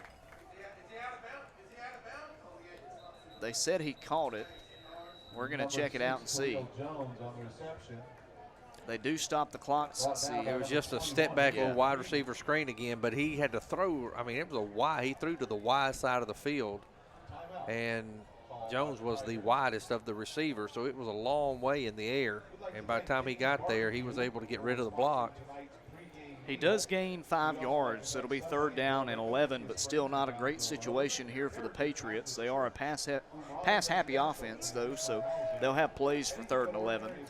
With this downtime, we do want to thank all of our sponsors here on the Mountain Coast Network. They include Georgia Highlands College, Floyd Physical Therapy and Rehab, Logical Systems, McDonald's of East Rome and Armuchee, First Bank Mortgage, Georgia Northwestern Technical College, Georgia Power, and Automax. We appreciate all of them for supporting us.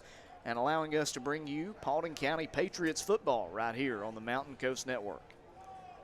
It's been a good game so far. The Patriots hanging with Paulding It's County. funny. Look where they marked the ball now. Now they had it as almost a loss. Now it's like 3rd and 11. It was 2nd and 16, so they gain a few. Yeah. You're right. Yeah. But still 3rd down and very long for the Patriots. 2 receivers to the right, a tight end to the right. It's Liam Jeffries. 1 man to the left, Malden in the pistol.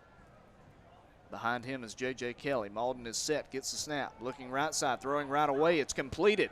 It's Chardavon, slips a man, cuts inside. He's got a first down. Wow. They had 4 men around him. They should have brought him down. Yeah, absolutely. But it's a 14-yard pitch and catch. What a great run by Chardavon right there. Just a really good job avoiding, good willpower to make sure he's getting that first down.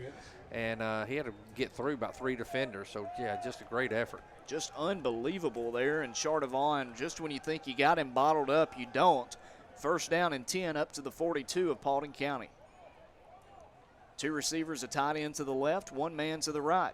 Malden in the pistol. Behind him is Kelly again. See if they run it. No, they're going to pass on first down. Malden flushed out of the pocket, coming near side, throws on the run, and it's out of bounds. A flag comes in late, and I think that might be pass interference. Khalil Jones was the intended receiver, and you could see they had a hold of his jersey. I'm not sure that it was catchable. But in high school, does it have to be catchable? I need to look back over that, to be honest with you. Well, either way, the flag does I don't fly, think so. Now that you said that, I don't think that's really an issue. But I was watching Malden. I didn't necessarily see there what happened with the cornerback and the receiver. The corner trailing Khalil Jones had him by the jersey as he was reaching for the catch, but it was not catchable if that's in question. We'll see. They're explaining it to head coach Johnny White of the Tigers. And it is a holding penalty against Douglas County. And of course, that is different than necessarily a pass interference. If he held him before he made the cut, then they're saying that's, if it was just hitting him too early as the ball, right as the ball was going to get there, early before the ball gets there. But if he was holding him coming out of his cut, then maybe that's what they got him on. 10-yard penalty, first down again for Paulding County, now in Tiger territory. Tell you, these were 2 big plays. Well, the pass play that gave them the first down to Chardavon, and then this penalty. They need to take advantage of it. First and 10 on the Douglas County 48. 2 receivers, a tight end to the right, 1 man out left. Malden will pass on first down. He's going to step up in the pocket, throws. He's got Jones. It's caught, but it looks like he was out. Couldn't get the foot in. It was good coverage as well by Douglas County. Sure was. Very good coverage and really a well-read play by Malden to step up right there and gave himself some room by stepping up in the pocket and throwing that ball on the run. But you're exactly right. Just really, really good defense by number 21, Richard Freeman, sophomore, for Douglas County. 10-3 your score, 3 minutes and 14 seconds to play in the first half. Douglas County on top of Paulding County, but the Patriots have it second down and 10 at the Douglas County 48. 2 men out wide to the right, 1 to the left. Malden to pass. Flushed out again, moving to his left. He'll throw it to Jones, coming back to the play, and he'll get it up to the 40 before he's pushed out of bounds. And they'll say out of bounds right at the 40, so a gain of 7 yards. He was out at the 41. It'll be 3rd and 3. Really, really good job. Jones did a great job of coming back to the ball to give Malden something to throw to because he was the only one on this side. Malden did a good job of hanging in there because as soon as he let go, he was hit. He was being pursued by a couple of defenders and did a really good job knowing he was about to get hit, but hung in there, made a good, strong throw on the run, really to his left too, by the way. 3rd down and 3 now. Ball at the 41 of Douglas County. Play action. Malden to his right. Stops, and he's sacked. Ball comes out. Ball on the ground. They are going to say that he was down first, but it's a loss of 6 yards. That'll bring up 4th down and 9. My goodness. He just had no room at all. I mean, he didn't even have room to make a throw. They had 3. They ran a stunt. Looked like a cross stunt, actually. They crossed right at the line of scrimmage, hit both holes, actually, and were able to come through, and Malden did not have a chance to even look for a receiver there. Douglas County taking a timeout here. They want to talk it over. 4th down and 10. Paulding County has it at the Douglas County 48-yard line. 10-3. Patriots trailing the Tigers here in Douglasville. Well, looking at head coach Johnny White, do want to tip our cap to his staff. They've come ready and they've had a good game plan so far. He's in his 6th year leading the Tigers. He coached Creekside from 2009 to 2011, went 19-12 there. In 6 years at Douglas County, he's gone 37-22. But Coach Spence and the Patriots won the only previous meeting between these two coaching staffs, 22-20 last year in Dallas. That was the first loss of the season for Douglas County. Tigers come in 5-0 in this game, ranked top 10 in the state. They're leading 10-3, but this has been a tight ball game. Well, I want to say, too, real quickly while we're kind of on this, a huge shout-out, too, to Mike Richards, the AD here. He has taken such great care of us and has done such a great job of the hospitality. High snap for Walters. He'll corral it and send a good punt off under duress. It hits at the 20, takes a Patriot roll inside the 20, inside the 10, and out of bounds at around the 9 or 10-yard line. A good punt there by Walters. Yeah, sure was. He did a good job. Rush was coming, did a good job of getting it off. No one could return it and end up pushing them back to right at the 10-yard line. You know, looking at the stats so far here in the first half, Douglas County only with 51 total yards. Yeah. But when you start at your own 30, at your 35, at your 8, or at the Paulding County 5-yard line, I mean, it's not hard to score. No, it's not, and they hadn't had to do a whole lot because they've created 3 turnovers here in this first half. 2:44 to go in the first half. Sire Hardaway will try to get a 2-minute drill going with his offense. Trips to the right, one man to the left. The running back is number 10. And he will fake it to him. A keeper for Hardaway. Hard juke, but he won't get back to the line of scrimmage. He was hit there, and I think if he keeps going on his original trajectory, he's going to get a yard or two. Instead, he was hit by Gavin White, loses a yard. I think Hardaway just trying to do too much that time. Yeah, I think so too. And a great job though again by Paulding County defense, because Jaira Douglas is not any slouch himself. He's done a good job running the ball as well. He's a big kid. They're going to pass on 2nd and long. They're going for a shot, and it's way overthrown, but they're going to throw interference. And I think if you call it against Douglas County, you got to call it against Paulding County. Well, there's really no reason for that. I think that was Jeffries running with him, but you can't run with your hands up in front of the receiver's face, and that was more or less what it looked like he was doing, and in the process of doing that, kind of hooked him. So, you're going to get that call about every time. Would have been 3rd down and 11 instead with that pass interference penalty. It's a 15-yarder, and it's 1st down and 10. Moves them from the 9-yard line up to the 24, gets them out of the shadow of their own goalposts. And now some breathing room for the Tigers. Yeah, I hate that too. There was really no reason to do that. And it really wasn't bad coverage other than the fact that he had his hands up over this kind of blocking and had his hands hooked on him. 2 receivers to either side. Hardaway to pass on 1st and 10. Has a man open here on the near side. Jukes one man, still fighting. 1st down. Up past the 35 to the 36-yard line. A completion to Tayshawn Bolton. Yeah, they definitely have time. I mean, they're moving the ball well. They're going to need to try to run some out routes, try to get the ball out of bounds.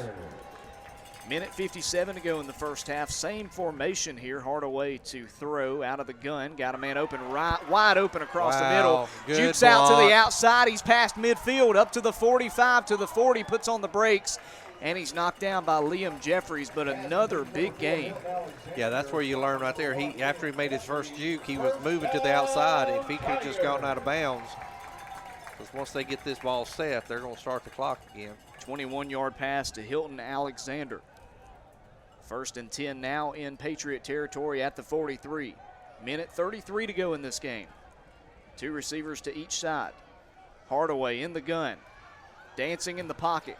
Flushed out near side. He'll throw on the run. It's tipped up and incomplete.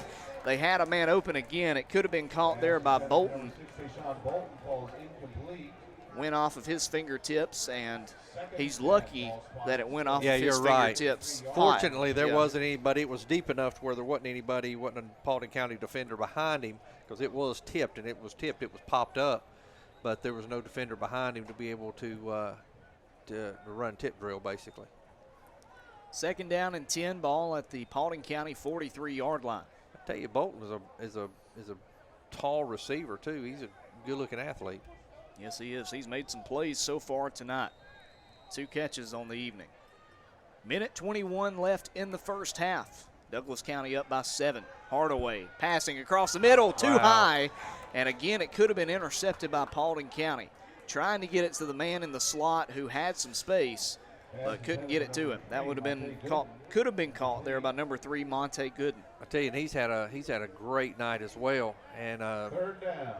Hardaway's just a tad off a little bit, just throwing everything a little bit high right now. Had 2 men open that time.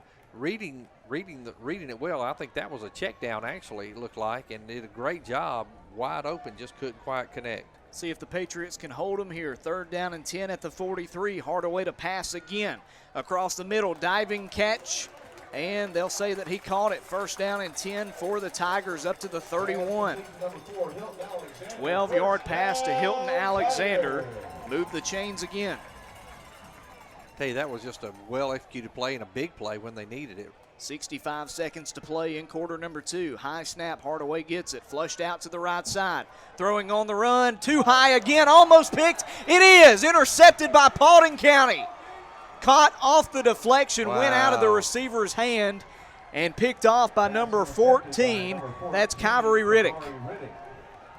Kavari Riddick with a big interception, and Paulding County has it. I tell you, that was exactly Paulding County did to Douglas County what Douglas County has been doing to them. Douglas County was driving, moving the ball well. But it was just, again, another high throw, but this time it was short enough to where there were defenders behind him. And just a great diving interception that time. So it's just we're seeing it kind of happen on both ends of both teams are kind of facing that right now. These turnovers at crucial times are hurting them. Curious to see what they do now. They're being pushed back inside their own 20 with 55 seconds left of what their game plan is going to be. It looks like victory formation. Yeah, that's probably a smart move. Yeah, Malden going to take a knee. He'll probably take one more and take this one to halftime, trailing a top 10 team by just 7 points. Malden takes a knee. I was curious to see if Douglas County would call their timeouts, if they were just going to take a knee, because it's pushing them back right now. When he took his knee that time, it was back to about the 10-yard line. So we'll talk about this at halftime, Steve, but this is a first half that nobody's going to be happy about. If you're Paulding County, you're upset. Exactly right. Yeah, you had a lot of chances. If you're Douglas County, you know you should be up by a lot more than 7 points. Malden takes another knee, and that'll take us to halftime. 10-3, Douglas County leading Paulding County here at Coach Jimmy Johnson Stadium in Douglasville. We're going to step aside, hear from all of our sponsors, and we'll come back with some halftime stats and analysis. You're listening to Paulding County Patriots football here on the Mountain Coast Network. When in Rome, be sure to stop by your Martha Berry Highway or East Rome McDonald's after the game. They're open 24 hours in the lobby and drive-thru to serve you. And remember, they serve fresh, scratch-made buttermilk biscuits and $1.29 any size coffee, hot or iced, along with $1 any size soft drinks and sweet tea. Download the McDonald's app for great deals and earn loyalty and rewards points for every purchase toward free food. Your Martha Berry and East Rome McDonald's are proud supporters of Northwest Georgia's students and athletes. Georgia Highlands College has got you covered. With more in-person, remote, and hybrid class options than ever before, you can take classes the way you want, from virtually anywhere. That means at GHC, it's the right time, the right place, at the right price. Did you know GHC has one of the lowest tuition rates in the country? That's right. You don't have to pay more for the same classes you would take at other colleges. Get your 2-year or 4-year degree right here at home. Now's your chance to take charge at Georgia Highlands College. Visit us today at highlands.edu to learn how you can take classes virtually anywhere and land a career in one of many rapidly growing fields. Again, that's highlands.edu. Highlands.edu. It doesn't matter if you're a weekend warrior or a star under the local lights. Sometimes it's just not that easy to bounce up and walk it off. That's why Floyd Physical Therapy and Rehab is here to keep you healthy on and off the field. Our licensed and certified therapists and trainers provide quality health care designed to get you back on your feet as quickly as possible. And our urgent care offices are conveniently located where you work and play. Floyd Physical Therapy and Rehab offers the experience and technology needed to get you back in the game. Find out more at floyd.org.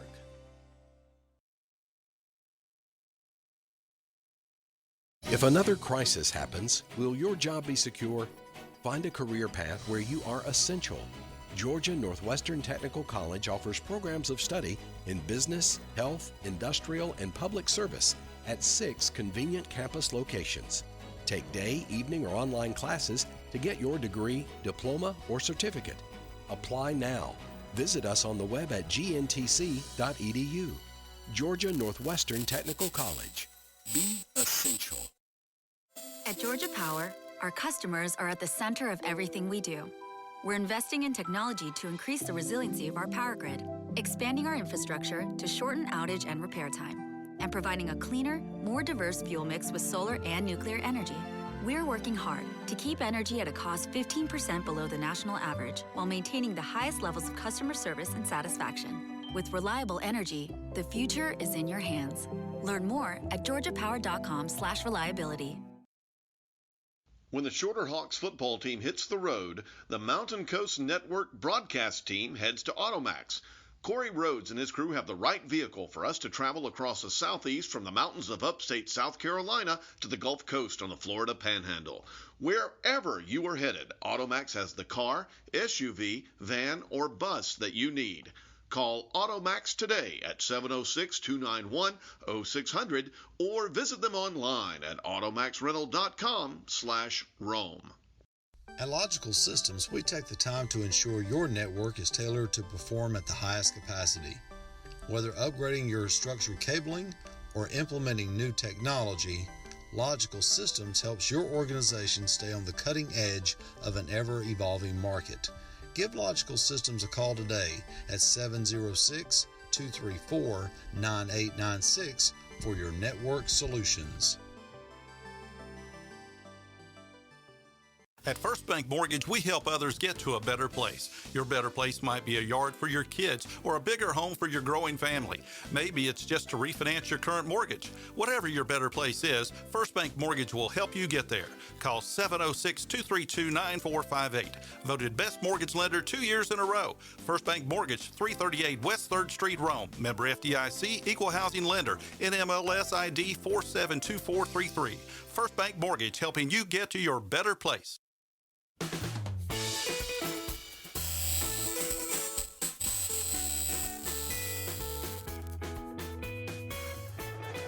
And welcome back, jamming out to some beach tunes on our bumper music, and then we got the Douglas County High School Marching Band playing on the field. Actually, that might be Paulding County.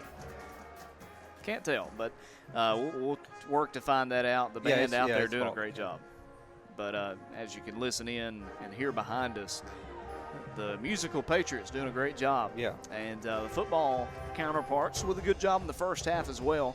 They trail Douglas County 10-3. The Tigers have come out, and what separates us right now, Steve, I think is turnovers. 3 turnovers in the first half for Paulding County, just 1 for Douglas County. Yeah, we had 2 interceptions and 1 fumble. That last interception that happened in that second quarter led to the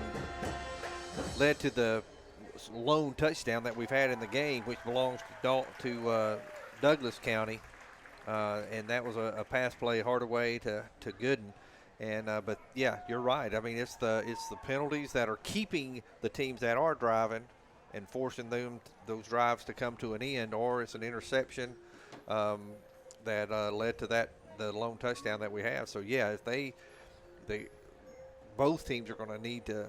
That's one of the things I'm sure that's being discussed in the locker room is we have to take care of the football. Fortunately for Paulding County too, again, I'll have to double check because now I'm not totally sure, but I think it could have been both scores came off of turnovers from Paulding County. I believe the field goal that was kicked was off of the fumble recovery. Yeah.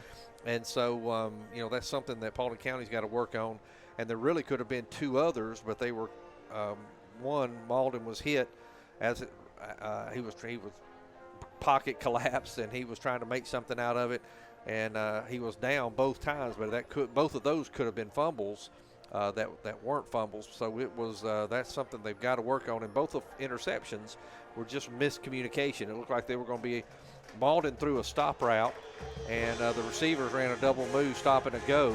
And you've got to clear up those communication, because it's odd, Logan, because we haven't seen that miscommunication between quarterback and receiver for Paulding County this year. I haven't seen it all year long, and we've spoken with Coach Spence this year. He said that Malden gets there before anybody. All the receivers come in. They practice hours before school, before practice, working on it, trying to get timing down, and it's very unlike the Patriots to see them struggle with the miscommunication running routes that we've seen so far tonight already a couple of times. And both interceptions were due to incorrect routes run by the receivers, either that or incorrect read there by Malden, one or the other. But either way, we're here at halftime, 10-3, Douglas County on top of Paulding County. Let's take a look at some stats. We'll start out with the Tigers. They came in 5-0 on the season. They have less yards than Paulding County, just 95 total yards for Douglas County in that first half, 62 through the air, 33 on the ground. 32 of their 33 rushing yards have come from Latrell Morrell. He's got that on just 7 carries. He had one big one. He had a 21-yard run. And outside of that, he's not had a whole lot. I would say that this Paulding County defense, the thing that's most surprised me is how well they've defended the run this week. Yeah, exactly. They're doing a really both defenses are. They're doing a great job of closing gaps, making sure that they're flying to the ball, making sure that and most time they're meeting the running back in the hole and making a wrapping up play. We've seen some really big hits coming from Paulding County's middle linebacker extraordinaire, I guess we could say, Shakai Woods, who has just made some big hits and does such a good job of filling holes. And then on the Paulding County side, J. Rod Abrams has had such a great game too, almost doing the exact same thing. So both teams are doing a good job of what the coaches are wanting them to do, which is flying to the ball, making big hits, making sure they're wrapping up. And defensively is not really an issue. It's just right now offensively, take care of the ball, cut down on mistakes. Looking at Sire Hardaway so far, he's completed, I think, 8 of his 11 passes, which is fairly good. He's had a good first half. He's actually 7 for 11 with 1 interception. The interception picked off there by Kavari Riddick late in the first half that denied another score for the Tigers. So 7 for 11 passing, 62 yards, 1 touchdown. Leading receiver right now is Hilton Alexander. He has 32 yards and a touchdown on 3 catches. You've got 15 yards on 2 grabs by Monte Gooden, and then a 15-yard output in the first half on 2 catches by Tayshawn Bolton. As for Paulding County, the Patriots with 112 passing yards but -2 rushing yards when you account for all the sacks that have occurred because of this ferocious pass rush by the Tiger defense. Braden Malden was doing pretty good until late in that first half, lost 6 yards twice, and he has -9 rushing yards. J.J. Kelly only 3 attempts and 7 yards. It's been all the passing game. That's what we've come to know for Paulding County's offense. Braden Malden with 112 passing yards in the first half, but 2 costly interceptions on drives that could have led to scores for Paulding County. The first drive should have been a score. Second drive, understandably, maybe not because it was on 3rd and long, but a big pick that led to a score for Douglas County.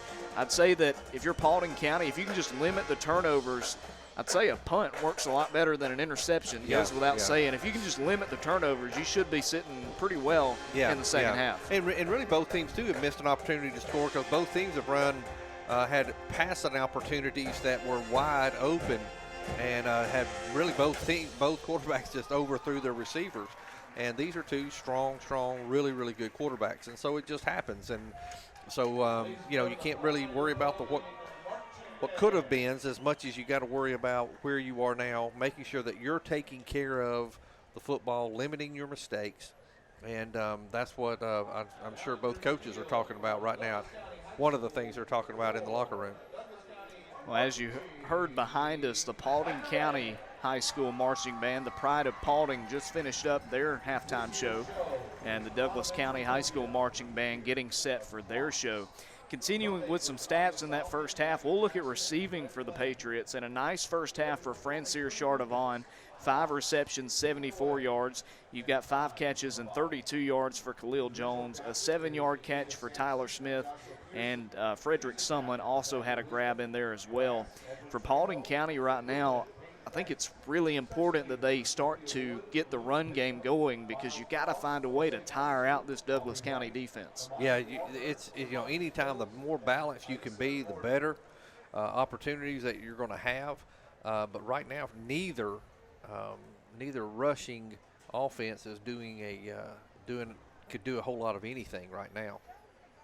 So we'll see how the second half goes. Looking at these stats, you'd expect it to be a close game, and it is 10-3. It's come down to turnovers, and Douglas County winning in that department and leading on the scoreboard as well. 7-point advantage for the Tigers here at the halfway point. We do want to thank all of our sponsors before we head out to another commercial break. Do want to thank our title sponsor, Georgia Highlands College. Take charge of your future today at Georgia Highlands College. You can take classes at 5 campuses in Dallas, Rome, Cartersville, Douglasville, and Marietta, or you can take fully online classes through Georgia Highlands and eCampus. For more information, visit highlands.edu. Also, a big thank you to Floyd Physical Therapy and Rehab. To get back in motion, call Floyd Physical Therapy and Rehab at 706-509-3400, or you can visit them at Shorter Avenue in Rome. Again, their number is 706-509-3400. Thank you as well to Logical Systems. Let our solutions be the answer to your IT challenges. Logical Systems is the go-to for all information technology issues in North Georgia, North Alabama, Metro Atlanta, and Southeastern Tennessee. Contact them at 706-234-9896. That's 706-234-9896. And finally, McDonald's of East Rome and Armuchee. McDonald's, I'm loving it. So, Steve, keys to the second half before we break away and start looking up some scores. Well, I hate to keep beating a dead horse, but it's take care of the football. Paulding County's got to take care of the football. They got to limit the turnovers and take advantage of the mistakes that Douglas County makes. We'll see if Paulding County can do that here at halftime. 10-3, Douglas County leading the visitors from Dallas. A very fun first half, and we're looking forward to seeing what the third and fourth quarters have in store as well. Logan Maddox, Steve Turrentine taking a timeout. We'll be back in a moment here on the Mountain Coast Network. When it comes to college, you don't have to pay more to get more. Georgia Highlands College offers more value at the price you want. More focus on your goals. More preparation for your future. More help navigating your path to success. And with more in-person, remote, and hybrid class options than ever before, you don't have to pay more for the same classes you can get right here at home. Start taking charge of your future and let us show you how to pay less and get more today. Visit highlands.edu. That's highlands.edu. It doesn't matter if you're a weekend warrior or a star under the local lights. Sometimes it's just not that easy to bounce up and walk it off. That's why Floyd Physical Therapy and Rehab is here to keep you healthy on and off the field. Our licensed and certified therapists and trainers provide quality health care designed to get you back on your feet as quickly as possible. And our urgent care offices are conveniently located where you work and play. Floyd Physical Therapy and Rehab offers the experience and technology needed to get you back in the game. Find out more at floyd.org. If another crisis happens, will your job be secure? Find a career path where you are essential. Georgia Northwestern Technical College offers programs of study in business, health, industrial, and public service at 6 convenient campus locations. Take day, evening, or online classes to get your degree, diploma, or certificate. Apply now. Visit us on the web at gntc.edu. Georgia Northwestern Technical College. Be essential. When in Rome, be sure to stop by your Martha Berry Highway or East Rome McDonald's after the game. They're open 24 hours in the lobby and drive-thru to serve you. And remember, they serve fresh, scratch-made buttermilk biscuits and $1.29 any size coffee hot or iced, along with $1 any size soft drinks and sweet tea. Download the McDonald's app for great deals and earn loyalty and rewards points for every purchase toward free food. Your Martha Berry and East Rome McDonald's are proud supporters of Northwest Georgia's students and athletes.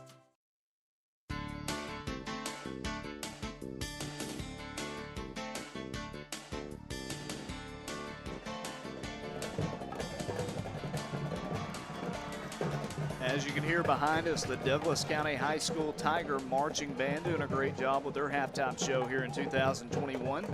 We're at the midway point of this matchup, the second region game of the year for Paulding County, the third of Douglas County's season, and Douglas County on top 10-3. The Tigers with a touchdown lead over the Patriots.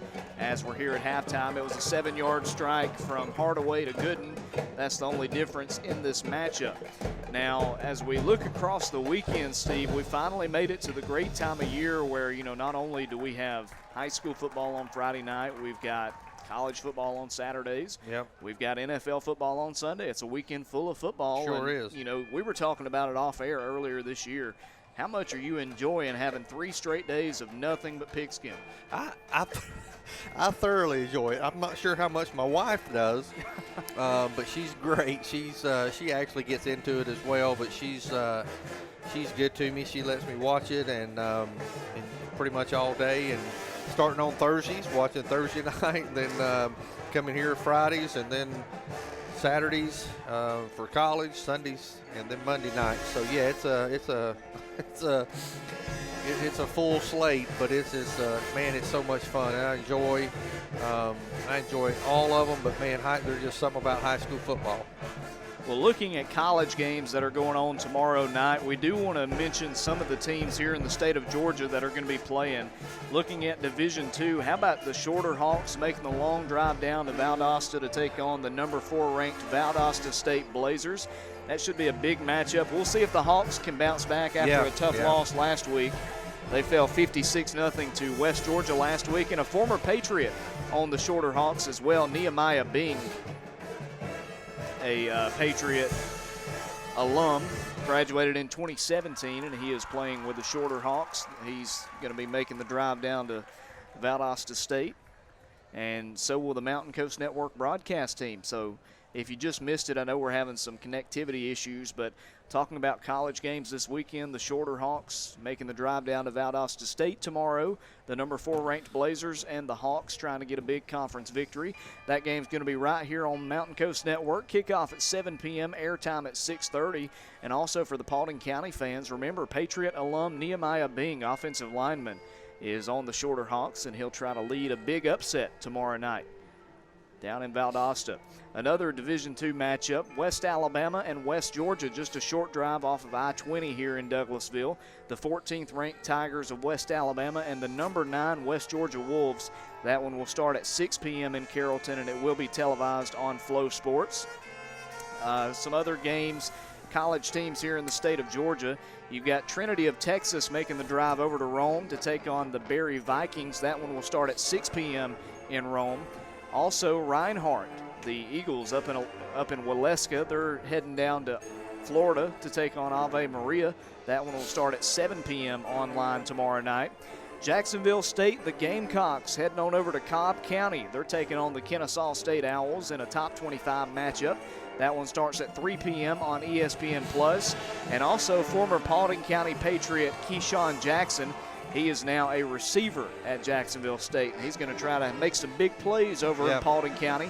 Not a far drive at all from Dallas to Kennesaw. A bit of a homecoming for him. Yeah, absolutely. I bet he'll have a lot of fans there for filling his seats. No doubt about it. Then we've also got another FCS team in the state of Georgia, the Mercer Bears. They're hosting Samford. That game down in Macon, 6 p.m. tomorrow on ESPN+. Looking at the SEC slate, how about the College Game Day Game of the Week? Number 8 Arkansas, number 2 Georgia. That one kicks off at noon on ESPN. Former Paulding County linebacker Smile Munden, now a freshman at UGA. That's a huge game. Oh, it's going to be big. And, Arkansas is only gaining confidence as they play. They put up some good numbers. They've also played really well defensively.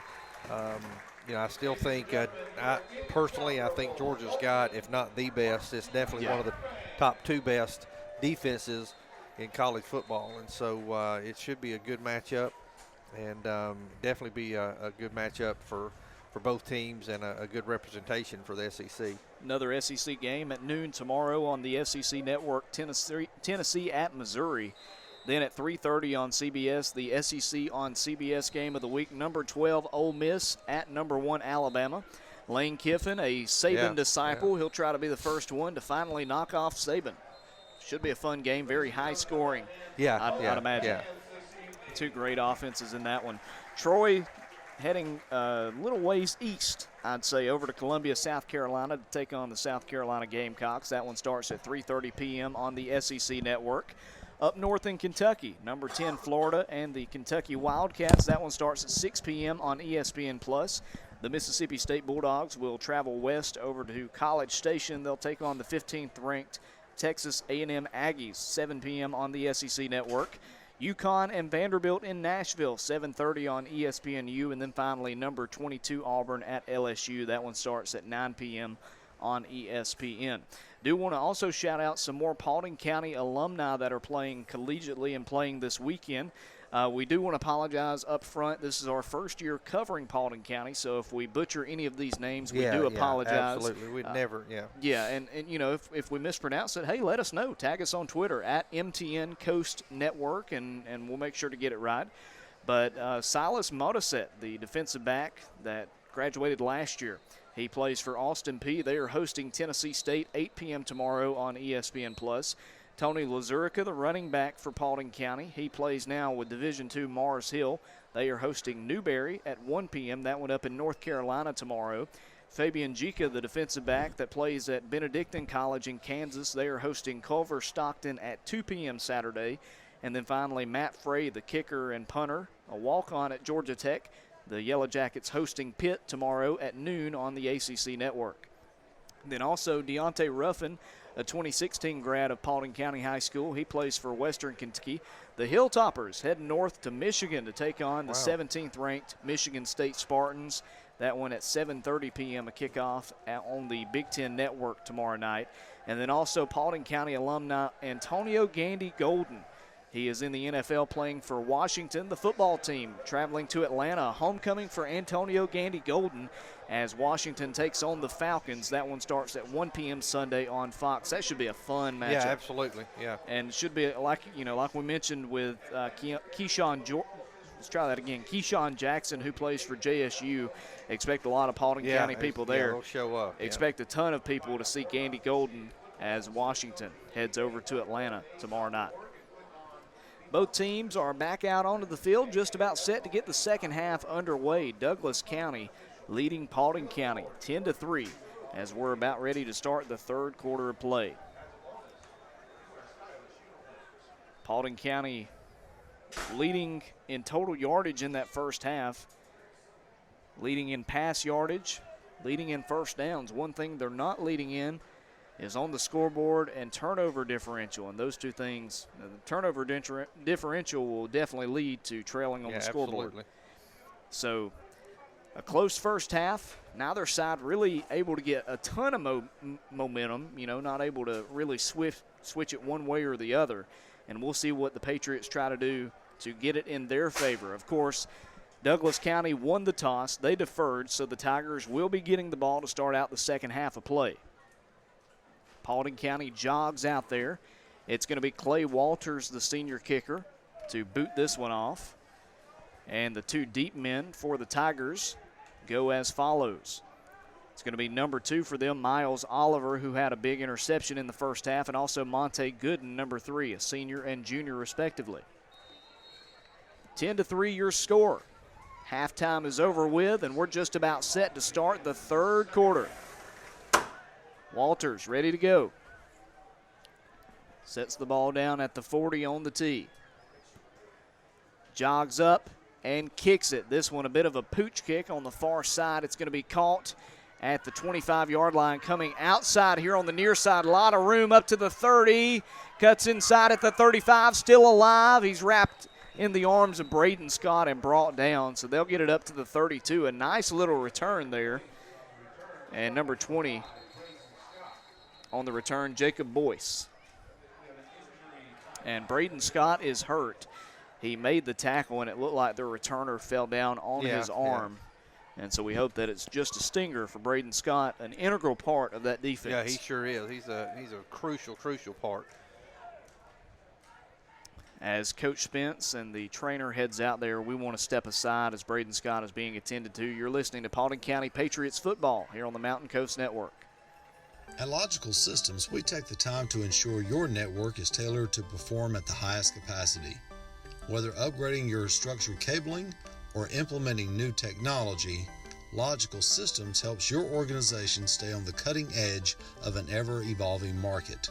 Give Logical Systems a call today at 706-234-9896 for your network solutions.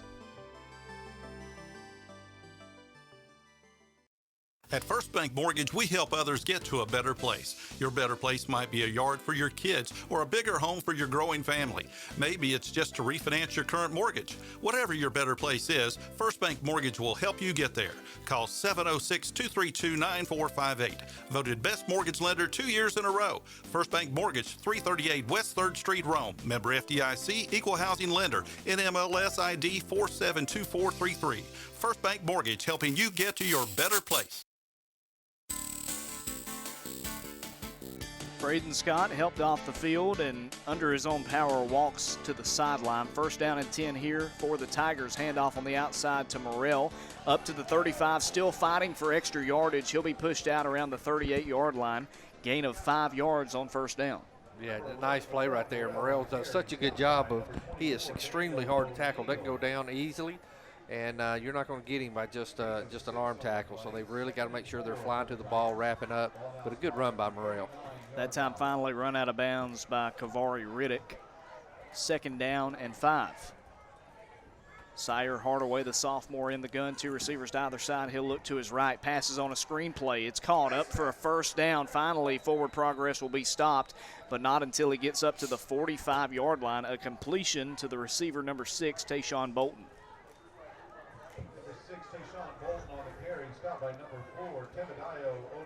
Good job right there, just making a quick out, good throw, just a quick throw, just enough to get that first down. And really good defense, though, to stop it right at the line, right at the yard to gain, the line to gain. Nice pickup there on the pass to Bolton. First down and 10 at their own 45-yard line. 2 receivers to the right, tight end, and a receiver to the left. They will run it on first down. Up the gut, gains 2 yards before he's brought down by Odebemi and Braden Scott. Again, that's Morrell. Really trying to challenge this interior defense of Paulding County, just going right up the middle. Yeah, they've kind of that's kind of what we've noticed. They're running a lot more tackle to tackle than they were previously. Same formation, 2 receivers to the right, tight end and a receiver to the left side. In the pistol, Hardaway, he'll pass here on second down and 8. Looks downfield, throws as he's getting hit. It's intercepted, picked off by Paulding County. Wow. Intercepted at the 42-yard line. The Patriots have it back.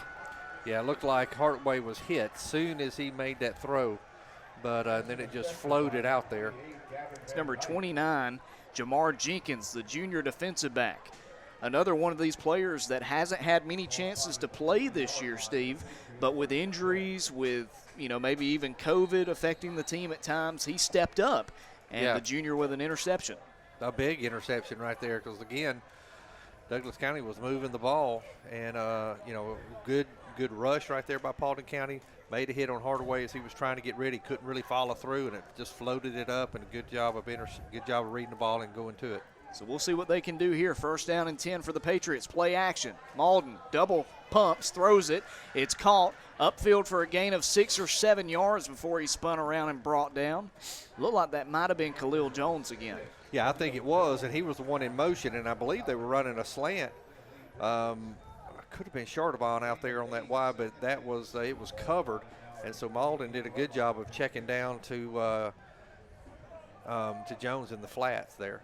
2nd and 2 now on their own 48-yard line. Trips left, one receiver to the right. Malden in the pistol. They'll run it. They hand it off to J.J. Kelly. Big head of steam. First down and more behind the defense at the 40, the 35, the 30, and steps out of bounds. The first big run of the game for J.J. Kelly.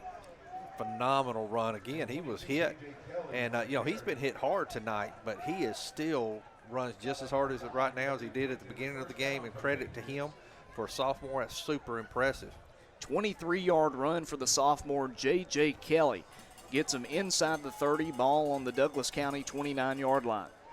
Two receivers to each side. Malden in the pistol, Kelly behind him. Bringing Sumlin in motion on the left side. They'll pass. He looks to the left. He's going to go long. He's got Chardavon. It's caught! Touchdown, Paulding County! Francois Chardavon behind the safety brings it in for a 29-yard touchdown catch, and it's 10-9. Just like that. Wow. They ran that short slant again, just enough to where that cornerback kind of edged that way, and then they had Chardavon just ran a kind of a skinny post is really what it ended up being, but enough to get to the end zone and get behind the defenders. 29-yard touchdown pass from Braden Malden to Francois Chardavon. Clay Walters on to attempt the extra point. His kick is up, and it is good. And Paulding County ties it up. They get an interception, drive down the field, then a 29-yard strike from Malden to Chardavon. We're all tied up, and Coach Spence is pumped up. On the far sideline, chest bumping his players. 9:16 to go in the third quarter. It's 10-all. That is the kind of drive you needed to see from Paulding County. Absolutely. I mean, that's exactly what you needed coming out this second half. That was an absolutely perfect drive. Every single play went just how it needed to be. The 21-yard run by J.J. Kelly, then a 29-yard touchdown pass, and Paulding County ties it up. We've already seen the defense get one turnover, a takeaway, here in the second half. We'll see if Paulding County can do it again. Clay Walters, the senior kicker, talking it over with his coverage team. And he'll walk it back. Stoppage of play here. The official is talking it over. And again, the score came off of an interception. Goes to show again the importance of got to take care of the ball, both teams. Absolutely. Great drive there from the Patriots. Oh, man, it was so pretty.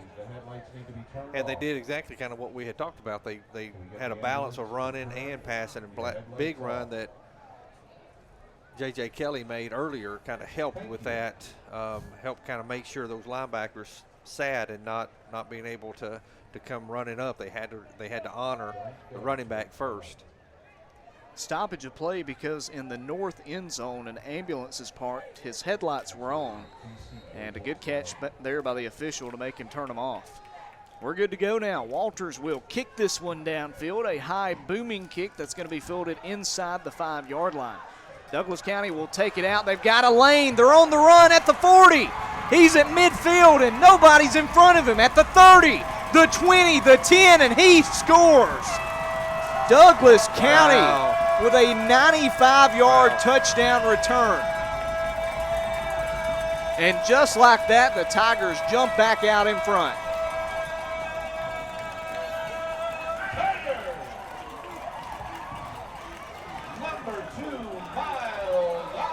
And who else? It's Miles Oliver. He already had one big return. He also had an interception tonight and a good return with it.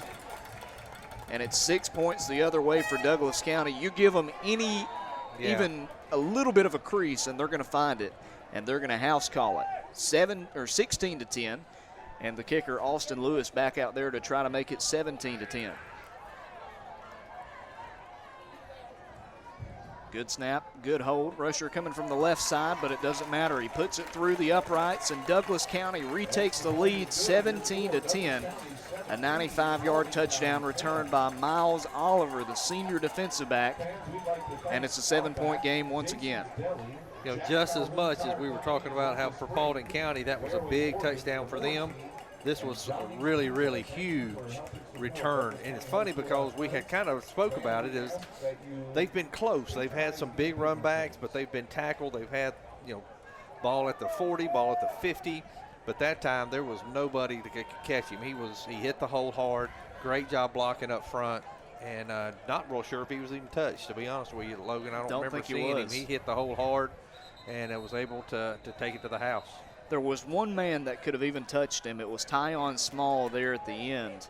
And as fast as he is, nobody's catching Oliver in that situation. Walters made a valiant effort, but just couldn't. He may have his arm when he tried to kind of lunge for him and dive on it for his legs. He may have touched him, but other than that, it wasn't close. 17-10, Douglas County leads. 9:02 to go in the third quarter. Austin Lewis to kick this one away to the Patriots, and Paulding County's responded already here in the second half. We'll see if they can do it once more. Another good kick, end-over-end kick. That's going to be fielded at the 3 by Pruitt. Pruitt starts to his right.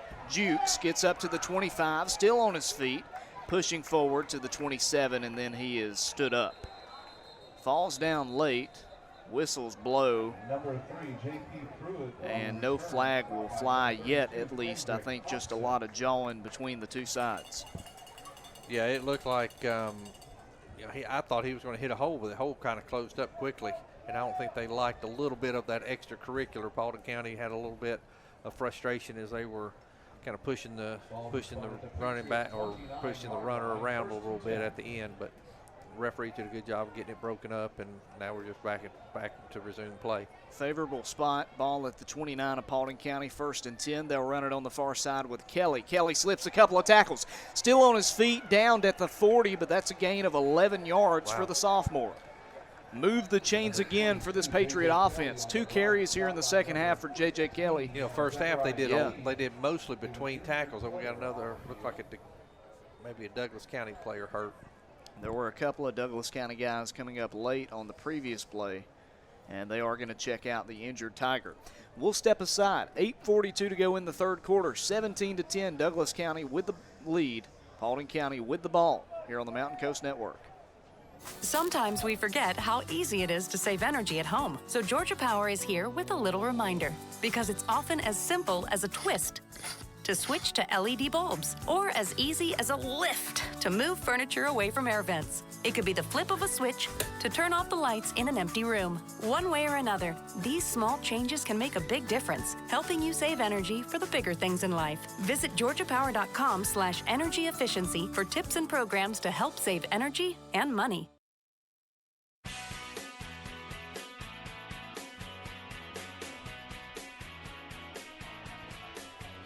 Welcome back to the Mountain Coast Network. Logan Maddox and Steve Turrentine with you. 8:42 to go in the third quarter. Paulding County trailing 17-10, but the Patriots have the ball, 1st and 10 on their own 40. 2 receivers to each side. Malden in the pistol, Hamilton behind him, bringing Jones right to left. They are going to run it with Mason Hamilton right side on a stretch play. He finds the hole, cuts upfield, and gains 3 yards.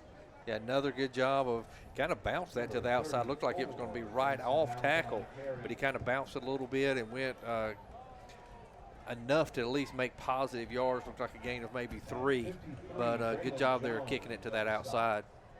2nd down and 7 now. Ball on the 43. 2 receivers and a tight end to the left, one receiver to the right. And Hamilton, the deep back again in the pistol formation behind the senior quarterback, Braden Malden. 17-10, Paulding County trails after a 95-yard touchdown return by the Tigers. Flag comes in, That's a false start, and that'll move it back a few yards. Just kills you. It kills you. You're having a hard time moving the ball. You're finally doing it, and then to have a false start penalty again.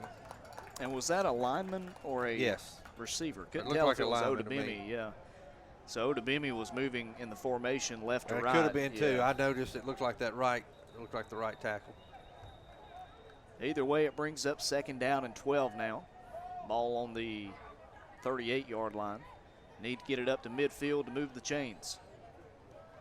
Paulding County getting a play in, and the official signaling to restart the clock with 7:47 to go here in the third. Two receivers on each side of the formation. Malden, the quarterback. He's going to look to the far sideline and get the call. Tried to get him with a snap count. It didn't work, so now he'll get the play in. Malden to pass, left side, slot, and it's a slant. Completion there to Sumlin. It'll gain most of the yardage back.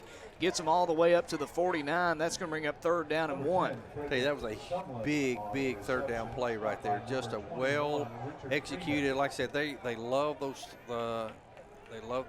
slant routes, and very efficient at them. Another one right there, and got them in manageable distance right now with this 3rd down and short.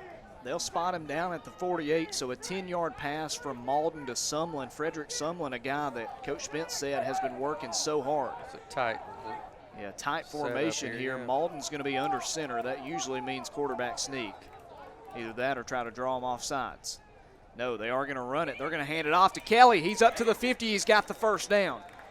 Needed 2 yards, got 2 yards and a couple of inches, but that'll move the chains, gets him up to the opposing 49, and that's a 1st down for Paulding County. Yeah, really, really good job by that left side of the offense. I noticed specifically big number 54, Jacob Smith, did such a good job of turnout block right there, and was able to then come off to that to the 2nd level and get enough of Woods to keep him away from making a tackle. And the snap count works that time. Just as Malden claps his hands, the nose guard jumps off sides. Yeah, which should never happen. You're right there on the ball. But I think in his haste to try to get in there, senior Mitchell Moultrie just was a little bit too quick. And Moultrie's been in the backfield plenty of times tonight, but that time a little too early. 1st down and 5. Ball on the Douglas County 44-yard line. 6 minutes and 5 seconds to go in the 3rd quarter. 17-10, Tigers on top, but the Patriots trying to answer again. Bringing Sumlin in motion on the right side. Malden looks that way to pass. He's going to go long. Same play for Chardavon, and it's almost intercepted. That was a hold, yeah. He grabbed him. Flag will fly, and Chardavon talking after the play. You need to stop that. Yeah, he just needs to get back. But, he was beaten, and you know, I don't know how you feel, but to be quite honest, he was beat. It was a well-thrown ball. Would have been caught 9 out of 10 times by Chardavon, and he just grabbed him. And may ended up being a good play to keep him out of the end zone, at least for another play. And it was the same exact play that they scored on, Well, and the good thing, too, in high school, it's not at the spot of the foul. So it's if it was, it would be about probably half distance to the goal. But it's going to bring back just be a 15-yarder from the line of scrimmage. So a 15-yard penalty. That should be 1st down and 10 at the Douglas County 29-yard line. A lot of emotions down there on the field. A lot of talking after the play. This one getting gritty. And just what you'd expect in this region matchup. No love lost between these two bordering counties. Two receivers to either side. Malden trying to get them to jump off sides. They won't. Looks like Douglas County's going to bring pressure. Stunt right there. Looks like from this side, safety's kind of stepped up. 1st and 10 at the 29. High snap to Malden. Running back picks up the blitzing man, throws downfield. Oh, almost caught. I thought he had it, man. That looked like it would have been a one-handed OBJ catch, but a flag is thrown. He was grabbed again. Yeah. Jones was grabbed this time by, I think he's a sophomore, 21. Yeah, Richard Freeman. Again, Jones got behind him, and he just reached out and pulled that jersey. Jones was in the end zone, had it for a moment in his hand, but another pass interference against the Tigers on defense, and that's 15 free yards for Paulding County. Yeah, both of those were legitimate calls. I mean, first one was 2 hands around the shoulder pad, pulling him back. That one, he just grabbed his jersey and held him enough to, but still almost made the play. You're right. Takes him from the 29 down to the 14. 1st down and 10 again for the Patriot offense. 5:44 to go in quarter number 3. They trail it by 7.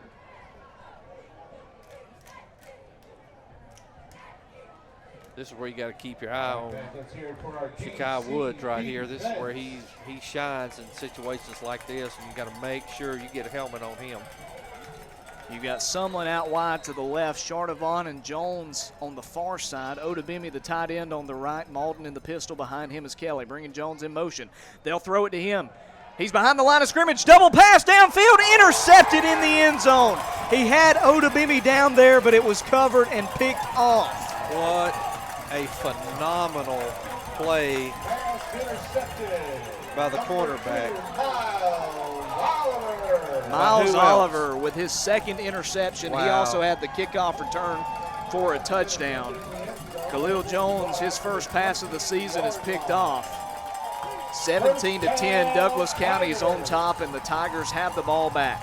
That was a huge momentum shift right there. Man, and hats off to Oliver, man. He did not budge. It looked like another, just a wide receiver, just a quick screen to that side. And he didn't bite. He stayed with Odubimi and read it really, really well. And really, of course, it's easy to say, but it'd been a lot better just to hold on to the ball and run it than it would have been trying to make that throw. Speaking of running it, that's what Douglas County's going to do. Fumble. They fumble on the first play. Who got to it? Paulding County has it. Fumble recovery there for Gavin White, and they have it in the red zone. What in the world? They handed it off to Morrell. Wow. He was hit immediately and coughed it up. That might have been Audiel Charles instead. They both were in the game. But White falls on it, and they'll have it at the 17. That's the break that Paulding County needed. I mean, basically at their line of scrimmage. Yeah. Of where they were at the time of the interception. Man, what a weird turn of events right there. This game, wow, this is a game you so really far. Let me tell you. I mean, much better. It's just been a game, and you're having equal turnovers, equal takeaways, equal. It's been amazing. Been back and forth. We'll see if Paulding County can respond. They hand it off to Kelly on the first play. He gets hit. The offensive lineman pushes him forward for a gain of 5 yards. Hit at the line of scrimmage, and there's your buddy old pal offensive lineman to pick you up and mow over defenders. That helps. And that brings up second down and medium. And I tell you, J.J. Kelly has done such a phenomenal job because he's been the workhorse. Micah Kelly hadn't been able to play. And so J.J. Kelly's had all of the work for the most part and has done a great job. Bringing a receiver in motion right to left. It'll be 3 to the left. They are going to run it with Kelly up the middle. They've got him by the shoelaces and bring him down at the line of scrimmage. Nowhere to go there for J.J. Kelly. If he could have slipped that tackle, there was a ton of room. Yeah. And he could have squirted into the end zone. Instead, he's knocked down, and it's going to bring up third down and medium. Ball at the 13-yard line. Need to get inside the 10 to move the chains. Got to get it up to the 7, so third down and 6. Malden tries to draw him off sides. Does not work. 2 receivers to the right, 2 to the left. Malden in the pistol. Behind him is Kelly. Malden gets the snap. Looking right side. He's going to throw. He's got Jones, and it's knocked away. Perfectly read. Yeah, well played. Just came up and swatted that one away, and that brings up fourth down. You know, the thing that the cornerback did such a good job of that time is a lot of times when you've had those pass interference calls, you're a little bit gun shy, but he read the play. As soon as it left Malden's hand, he closed in and got there right as the ball got there, and so just a really good play. They are going to take the 3 if they can make it. It's going to be Clay Walters back out there to attempt the field goal. The holder at the 20, so this is a 30-yard kick. He's already made a 41-yarder tonight. High snap, corralled by Malden. The kick is up by Walters, and did he fit it in there? He did. 30-yard field goal by Clay Walters. The senior is 2 for 2 on the night, and it's a 4-point game. 17-13. Douglas County leads, but Paulding County not going away here in Douglasville. We've got a fun one going on here at Coach Jimmy Johnson Stadium. We thank you for joining us here on Friday night. This one not over yet. 3:58 to go in the third quarter, and the Patriots trailing by just 4 points. Already 2 turnovers forced by the Patriot defense here in the second half, an interception and a fumble recovery, both leading to points. 1 touchdown and a field goal at 17-13. But here on the kickoff, I think that Paulding County is going to be extra careful.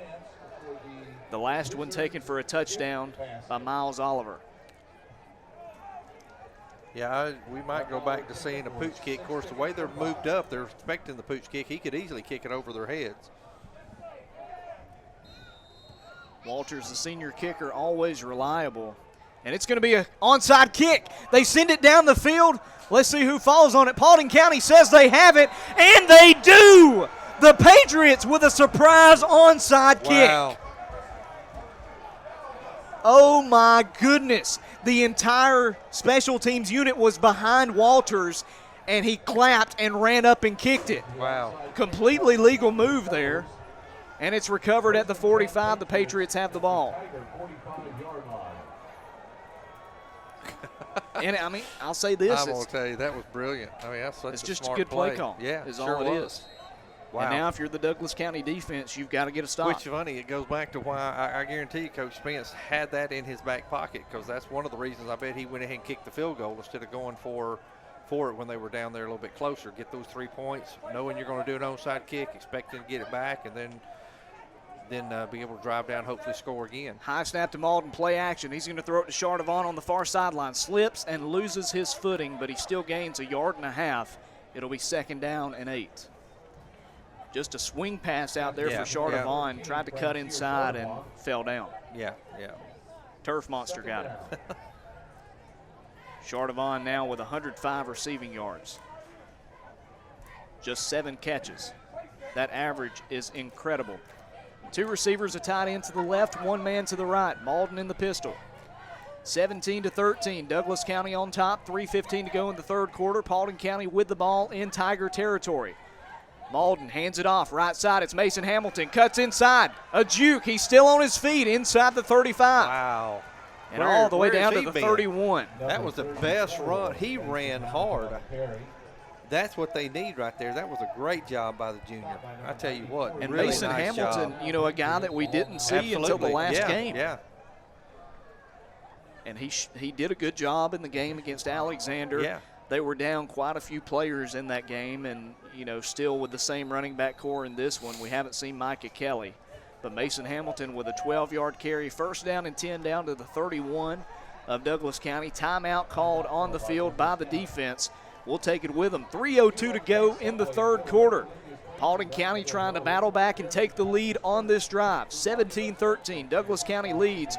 You're listening to Paulding County Patriots football here on the Mountain Coast Network. Georgia Highlands College has got you covered. With more in-person, remote, and hybrid class options than ever before, you can take classes the way you want, from virtually anywhere. That means at GHC, it's the right time, the right place, at the right price. Did you know GHC has one of the lowest tuition rates in the country? That's right. You don't have to pay more for the same classes you would take at other colleges. Get your 2-year or 4-year degree right here at home. Now's your chance to take charge at Georgia Highlands College. Visit us today at highlands.edu to learn how you can take classes virtually anywhere and land a career in one of many rapidly growing fields. Again, that's highlands.edu. Highlands.edu. And we're back. Logan Maddox, Steve Turrentine with you. 1st down and 10 for the Patriots. Ball on Douglas County's 31-yard line. 17-13, 3:02 to go in quarter number 3. Malden gets it, busted play. He's just going to have to run it back to the line of scrimmage. That time, I think the running back ran the wrong way, but a good job there by the senior to just get what he can. Yeah, absolutely. I will say Malden, with his ability to read a busted play, I say it's quick as any quarterback that I've seen. Yeah, and he does a good job of just, like you're saying, just getting positive yards and then kind of going down, not trying to. 2 receivers to each side. 1st down, or check that, 2nd down and 10 at the 31-yard line. The snap to Malden. Looks right side, standing in the pocket, throwing high for Odabimi, but he gets up there and catches it. And he gets all the way down to the 25-yard line, so it'll bring up 3rd down and manageable here. Well, the beauty of it, too, right now is what we knew, but what we have learned already is we're in Walters' range for field goal. But I know they want more out of that. That was a nice little throw, great, even a better catch. You had to kind of go up and get it. 6-yard pass to Odubemi brings up 3rd down and 4. Ball at the 25. Open on this side. Absolutely. Sumlin, the outside receiver. The slot receiver is Chardavon. They're playing on his outside, too. Yep, there he goes. He slid in a little bit. 3rd and 4, the snap to There Malden. He's going to throw. He's got him. It's dropped. Chardavon had it in his hands, and it popped out at the last second. That would have been a 1st down. And with his speed and athleticism, could have been more. Yeah, they saw it too. I think safety moved in to rush, and he gave it away way too soon. The cornerback was on Chardavon's outside shoulder. The slant was wide open, and he ran it, and just couldn't bring it in. He's on the inside now. They're going to go for it on 4th and 4. At least that's what they're coming out looking like. They've been known to try to draw them off sides. Yeah, it looks like they're back to man. They were running and Paulding County didn't like what they saw. They're going to call timeout. So the Patriots will talk it over. 4th and 4. Ball on Douglas County's 25-yard line. I'll tell you the main thing that's being told to Douglas County right now is watch the ball. He's drawn them off sides at least twice tonight, and so be willing to bet he's going to try it again. And so I know that's being preached on Coach White's preaching that to Douglas County defenders right now. Watch the ball. We'll see if Paulding County goes for it. They may have just lined up to see if they could draw them off sides and then try the 3, but when you got Sumlin coming out there, that means you're going for it. It's going to be a 4 wide receiver look. Wow. 3 wide receivers, including Odubemi, but he's essentially a tight end. And the crowd making some noise here in Douglasville. 4th down and 4 at the 25-yard line. Paulding County knocking on the door of the red zone. Can they keep this drive alive? High snap. They weren't ready for it. J.J. Kelly's just going to have to fall on it, and that's a turnover on downs. They were trying to run basically a trick play. They were moving Malden out like he was going to talk to or look at the sideline, and they were going to do a quick snap to J.J., and it just over his head. Because you do have, on the center's defense, you do have a big height difference between Malden and Kelly. Boy, it just definitely it just didn't get an opportunity to see what happens on that play. Kelly fell on it at the 38-yard line, so that's where Douglas County will have it. They lead 17-13. Just too many mistakes here for Paulding County. Still in striking distance, down by 4. 1st down, they'll run it on a sweep. Right side, ton of blockers out there. They haven't got the running back yet. They slowed him down. He's still on his feet at midfield at the 40. Jukes inside, down to the 35. Ball came out late, but I think he's already down. Yeah. He's down at the 33-yard line. That was a big-time carry again by their stud running back, Latrell Morrell. Really good run, and that was the first time that I really didn't see Paulding County wrap up. They just kind of was trying to hit him. Some were going after the ball, and we got to make those tackles. 29-yard run by Morrell. Gets it all the way down into Paulding County territory, down to the 33-yard line. Minute 17 to go here in the 3rd quarter. 2 receivers, a tight end to the right, 1 man split out wide to the left. Sire Hardaway hands off to the running back through, and he's hit in the backfield. J-Rod Abrams again. Huge hit, but a flag flew, and I think they might say face mask.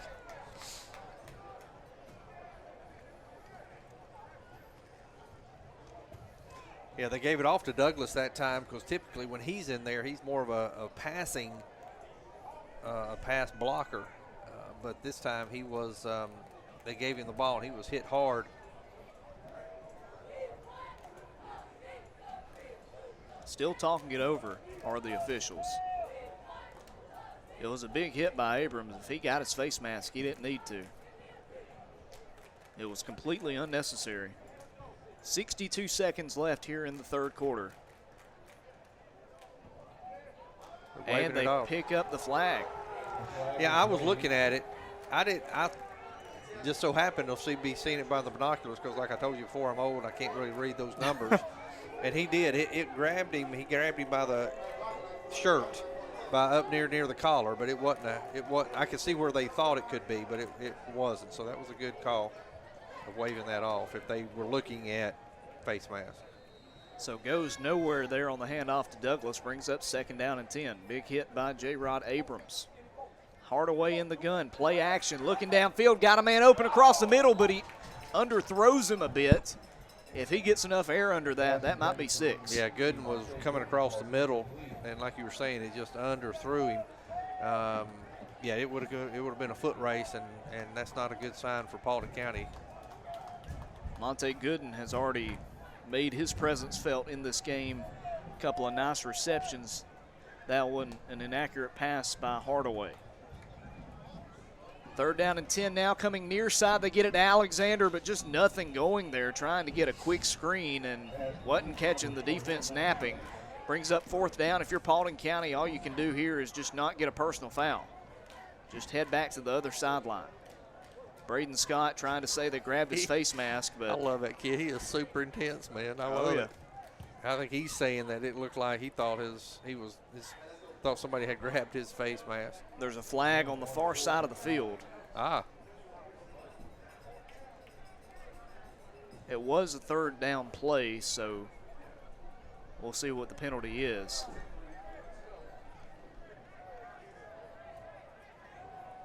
They say he gained just 1 yard on the pass out here to Alexander.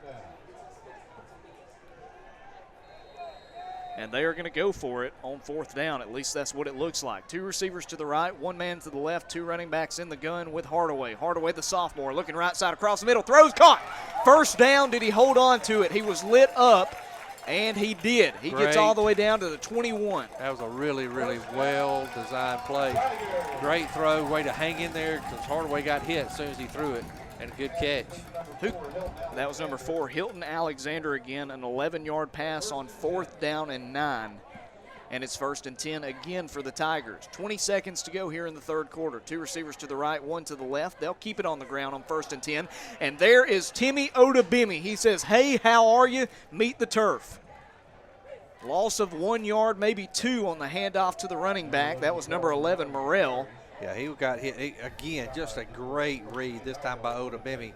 Filled the lane, filled that hole, and nobody was there to block him. And he just came up and made a big hit. The thing that they're doing real well, Jay Abrams, and so with him, is that J-Rod Abrams and with that time with Odabimi, is they're not only getting there, they're locking up. They're making sure they're putting him on the ground.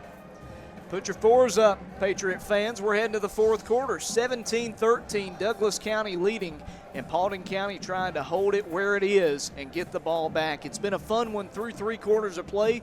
We got 12 minutes left. We're going to step aside. We'll come back with 4th quarter action right here on the Mountain Coast Network.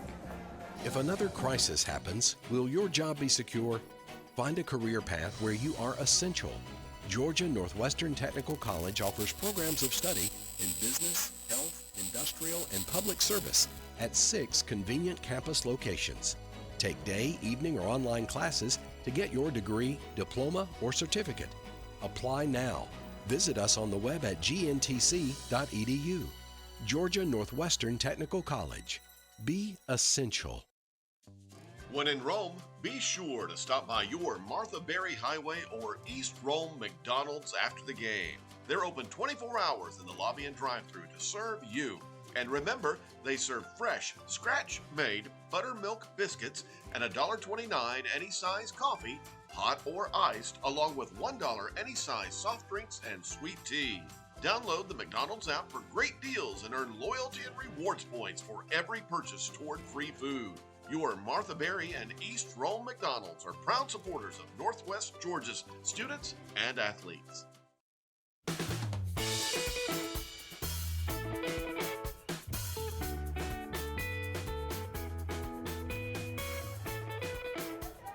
Welcome back to the Mountain Coast Network. Logan Maddox, Steve Turrentine with you. Paulding County trails Douglas County 17-13 as we start the 4th quarter of play.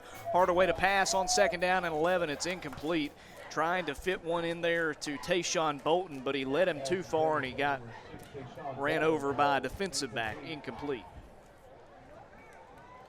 And with that, it brings up 3rd down and long. 3rd and 11 and you need to get it up to the 11 for a first down. 2 receivers to the right, 2 receivers to the left. Hardaway, the sophomore, in the gun. He receives a snap. Looks upfield, dancing around, and he is brought down! Oh, my goodness. What a sack. He threw him back 5 yards. That was a huge play right there by number 58, Talon Cochran. Holy smokes. Put him in a coffin. Wow. Wow. Oh, my goodness. And really took him out of field goal range, too, with that. That was a huge, well, we think it took him out of field goal range. Well, they've got a good kicker, but it does look like they're going to punt. They had it at the 22. I mean, that was a huge play. He got sacked at the 34. That's a loss of 12 yards. Talon Cochran grabbed him by the shoulder pad and slung him. Yeah. That was like something out of a Marvel movie. I'm like you. You've still got a good runner right there. RDL Charles, the running back, he will punt it. This one a much better punt, and it looks like a coffin corner, and it is. Need to play that one for the rookie punters in the NFL. That was a great punt. They keep marking it up. Yeah, it looked like it went out inside the 10. 10. Yeah, it's going to go out at the 18. So that's where Paulding County will have it. Still a long way to go for the Patriots, but I think holding them to no score there. Absolutely. That's huge. Like I said, that could be the play of the game, depending on how this turns out. A 12-yard sack on 3rd down and 11. And it's not this what is we were just my expecting. opinion, but I know I can understand what they're doing, but they need to just go back doing what they're good at. Both kind of the trick plays, so to speak, except for the onside kick, but everything else they've tried to do has kind of backfired on them. With the double pass and then the more or less what turned out to be more or less of a wildcat, but just kind of Malden was going to looking at the side. He was walking parallel, but looked like he was looking to the sideline, and they were going to try to get a quick snap to Kelly. Ended up being over his head and a turnover on downs. Officials currently talking it over right over the nose of the football. Every official is in a huddle right in front of the Paulding County offensive line. 10 minutes and 29 seconds left to play in this game. 17-13, Douglas County leading Paulding County, but the Patriots with the ball on their own 18-yard line. Paulding County has vastly outgained Douglas County in this game, 222 to 139. But the one category where it matters is on that scoreboard. Right now, Paulding County down by 4 there. Trips left, 1 receiver to the right. Malden in the pistol. J.J. Kelly stands behind him. And it's play action. Malden, he's going to have to get away from the pressure. He goes nowhere, and he loses 2 yards. Malden gets sacked. Two defensive ends there met, hit helmet to helmet. Yeah, they did. Good to see they're both up and okay. Yeah, they are. That was a really good play defensively. Malden had the protection. It was just a quick pull up and was going to be just a quick screen, wide receiver screen, but again, the cornerback read it well and was there. Malden did a good job of not trying to force something. Second along the run again, and Kelly is hit. He fumbles, ball on the ground. Douglas County has it inside the 10, pushed out of bounds at the 5. Kelly was just obliterated. I'll give you 3 guesses of who hit him. Woods. Absolutely. Bless his heart, man. Kelly is getting rocked. And if you had any doubts about Shakai Woods, it needs to go away because he is the real deal. He gets there in a hurry and hits you hard once he gets there. Braden Malden, the senior quarterback and team captain, helping J.J. Kelly off the field. And one arm around him. That's leadership. Absolutely. That's a good leadership quality, picking up the young guy. Fumble forced by Woods, recovered by Douglas County. They take it all the way down to the 4, and it's 1st and goal. A score here creates a 2-possession lead, and while that doesn't mean it's over, that's a big lead. This game has been tight throughout. Biggest lead of the game has been 7 points. Hardaway under center. They're going to try a quarterback sneak. He gains a couple of yards. And looks as if they're going to say he's down at the 3, so just 1 yard on the pickup.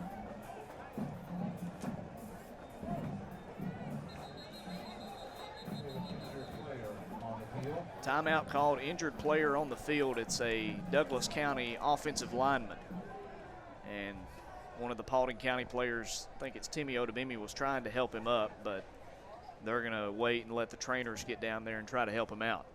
9:56 to go in this contest, 17-13. Douglas County leading Paulding County. The Tigers will have it second down and goal from the 3-yard line when play resumes. Steve, what do you got to do here if you're Paulding County? Well, I mean, obviously a stop would be huge. If you just give up 3, you're still in a one-possession game. But let's say they go ahead and score. The beauty that you have is if they score, you still got plenty of time. You're just going to have to get on it. You're going to have to hurry up. You're going to have to use your time wisely, hit your sidelines, because 9 minutes is still a lot. It's really 9:56, and so you still got time. You're just going to have to, kind of put it in an overtime because you got a really good kicker that can get you some points. You're going to have. It's not like you have to score 2 touchdowns, and so you just want to ideally a quick stop or a turnover would be your best case scenario, but anything else, you're playing your lanes. You're going to make sure that you wrap up when you make contact. But to be honest, if they're going to score quickly might be the best thing for Paulding County. Douglas County, I think, had too many guys out there. One player heads to the sideline before they break the huddle. Hardaway in the gun. It's going to be a quarterback sweep right side. Jeffries is there, can't get to him. He gets the edge, and he scores. Touchdown, Sire Hardaway.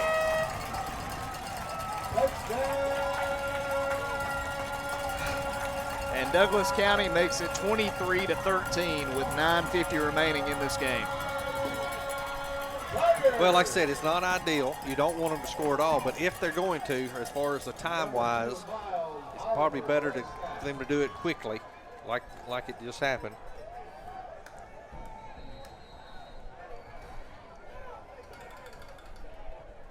Lewis, the senior kicker, back out there to attempt this extra point. 9 minutes and 50 seconds left, that is. And his extra point is blocked. It's caught on the run by Odebimi. Odebimi at the 30. You can't advance it. But it's going to remain a 10-point game, and in a game where every point has mattered so far, that could be big. Yeah, absolutely it could. Your score, Douglas County 23, Paulding County 13. So a blocked extra point. Odebimi got through there, got a hand on it.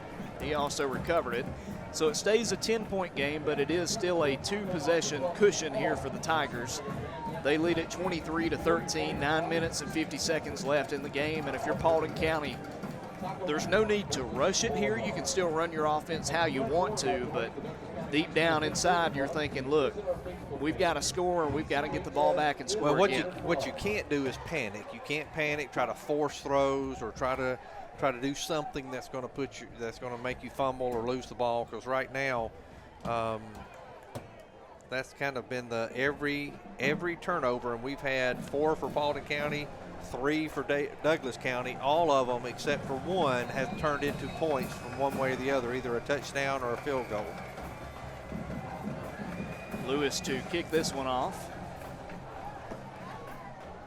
This one a kick towards the left side of the field, and it's going to roll out of bounds. So Paulding County will have good starting field position. It hit at the 15. They were and a super smart play, lucky that went kicked toward the left to go out of bounds. If it would have stayed in bounds, we had nobody near it, and it could have been an easy pickup and touchdown for Douglas County if that hadn't gone out of bounds.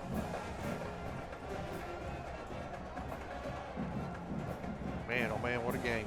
It's been a fun contest for sure, and what we've seen is that Douglas County is as good as advertised. This defense is phenomenal, but I think Paulding County is going to surprise some people this year. And absolutely. There's still time for them to come back in this game. You never know what can happen, but I just want to say Paulding County has no reason to hang their heads right now. Oh, not at all, not at all. But of course, that's the last thing on their mind. There's still plenty of time in this game. Yeah, I was curious if you do see Hamilton is out there now. Bringing a man in motion. Malden's going to throw it. It's a screen and almost intercepted by Woods, the linebacker who was diving in. Looked like they were going for a screen across the middle. Yeah, sure did. And that blew up quickly. Yeah, well, even on a screen, you have to at least knock.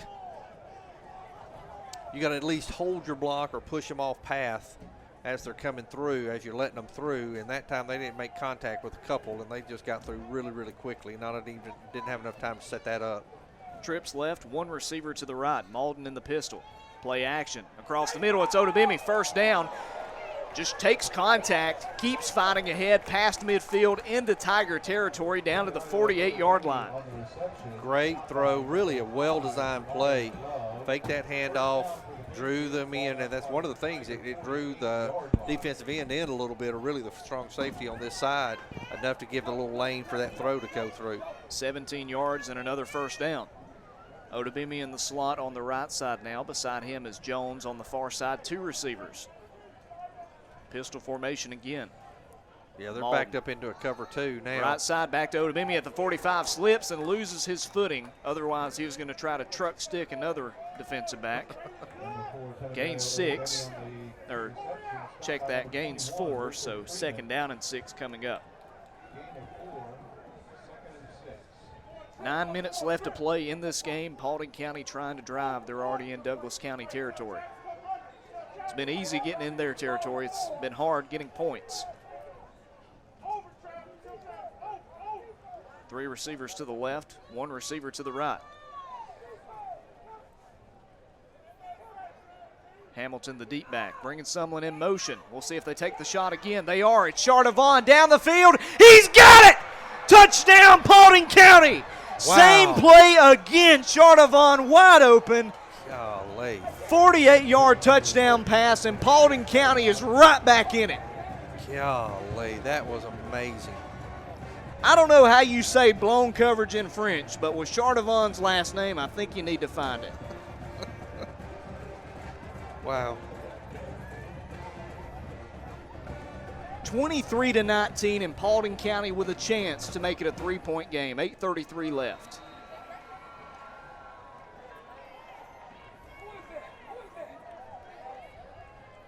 Clay Walters on to kick the extra point. The snap, the hold, the kick is up. It is good. And it's a 3-point game, everybody. 23-20. Just like that, Paulding County stretches the field in no time, essentially. 23-20, the Patriots not going away. Now, that's the best case scenario. They can move down the field. They had a big strike, didn't take up a lot of time. I think when they got the ball, it was right at maybe around 9:50 and scored, and right now it's 8:33. Just a really well managed and able to get Chardavon having the world on a cover 2. You're in a zone, you're kind of blocked. I don't know how he gets behind them, but he did.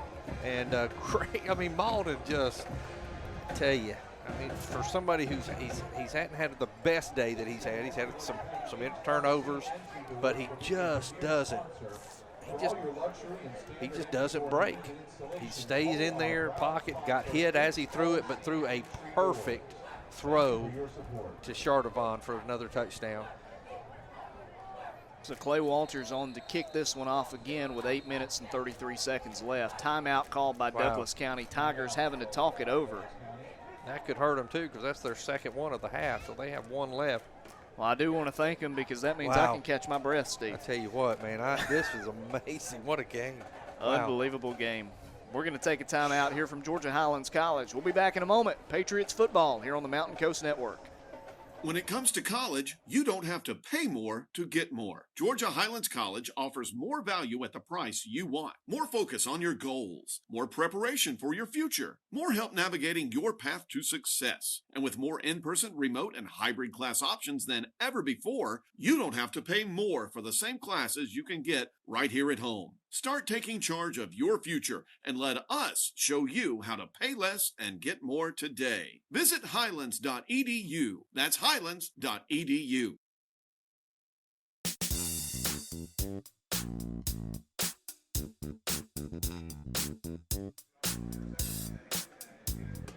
Poor me, Steve. I got to call a West Georgia game tomorrow, and I'm not going to have a voice for it. No, you're not. You're not. Hey, I'm all good for it. It's all good. Paulding County with a great effort here tonight against Douglas County. They trail at 23-20, 8.5 to play, and Paulding County about to kick this one off. Not sure if they'd go for another surprise onside kick. I wouldn't think so, because you've got to be able to hold them defensively right now. And it doesn't appear that they're going to. Douglas County has like 6 men, maybe 7 up right at the 50, so they'd be ready for an onside. You're not going to fool them twice. But there's a big hole in the middle of the field. Walters is going to kick it deep, but a flag comes in, and that might have been offsides. It will be, so that's going to move it back 5 yards. Well, when that ball it landed on about the 1, so I don't think 5 is going to hurt him a whole lot.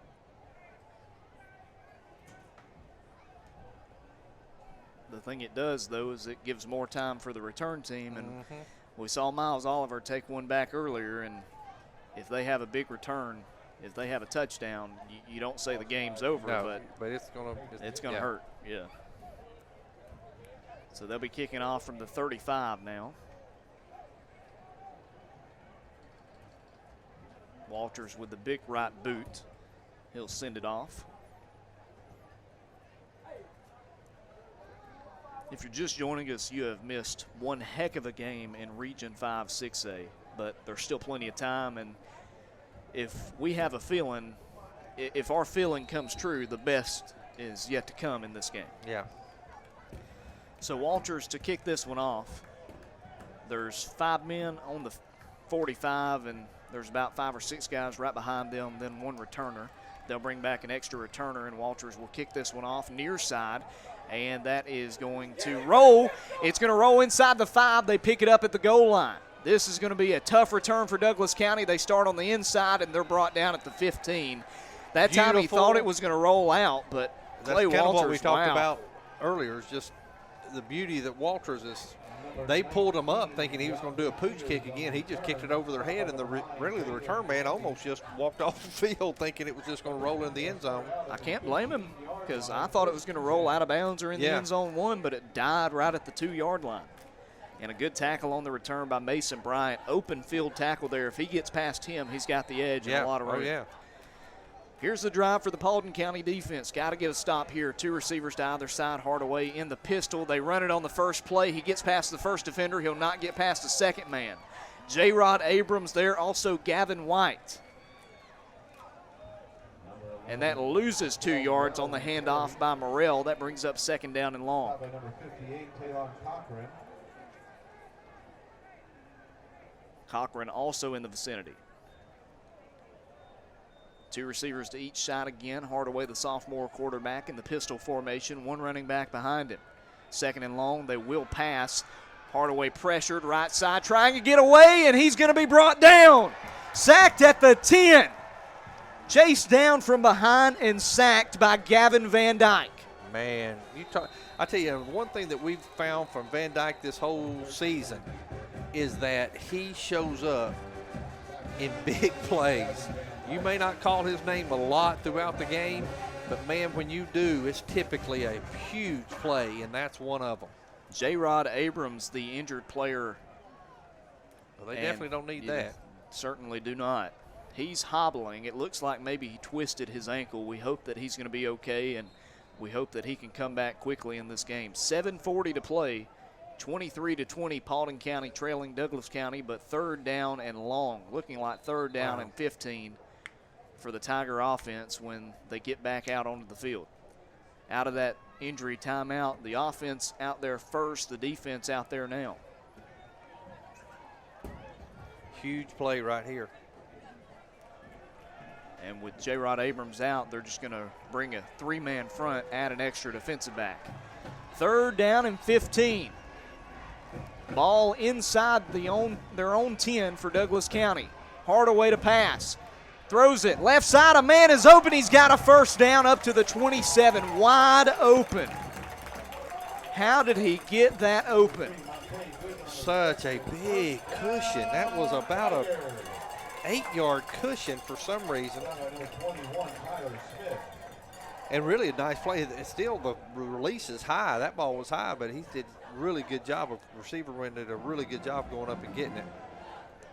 Catch by Richard Freeman, 18 yards on the reception.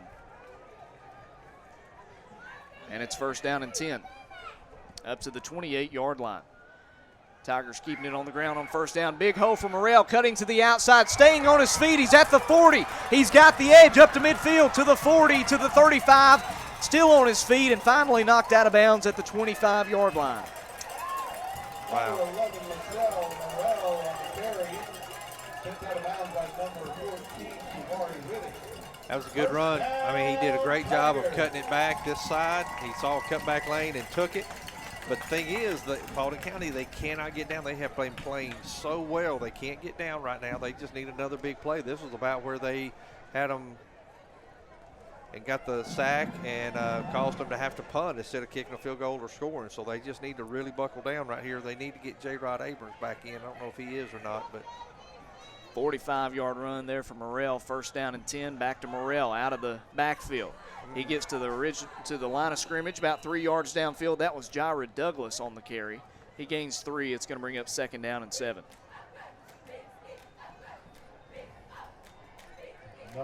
6 minutes and 28 seconds left to play in the game. Paulding County trailing 23-20. Douglas County has the ball at the Paulding County 24. Sire Hardaway, the sophomore quarterback who has played a very nice game. We can see why he's one of the top sophomore quarterbacks in Georgia. Tight end, a receiver to the left, 2 receivers to the right. Handoff out of the backfield for Douglas. Douglas still on his feet inside the 10. Fighting towards the goal line. He scores. Touchdown, God. Douglas County. What a run. Jaira Douglas would not be denied. He takes it all the way in.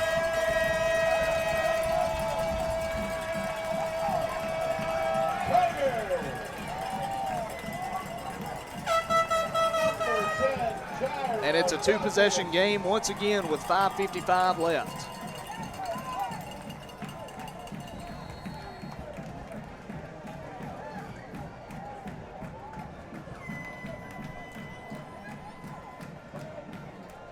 Lewis to attempt the extra point to make it a 10-point game. His last one was blocked.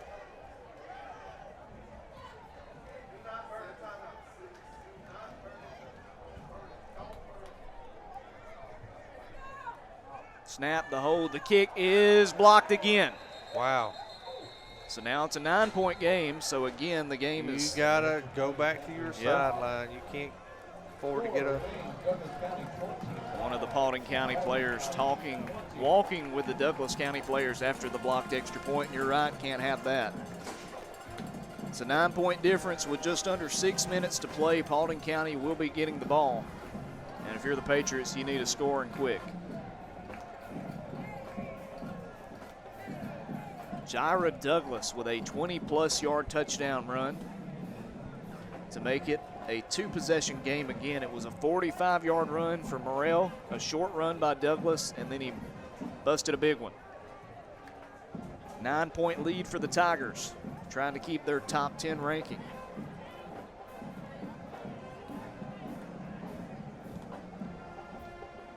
Paulding County offense has looked good here in the second half, and they've got to have another score here.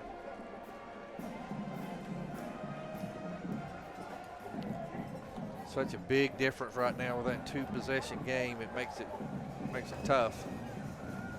Doable, but tough.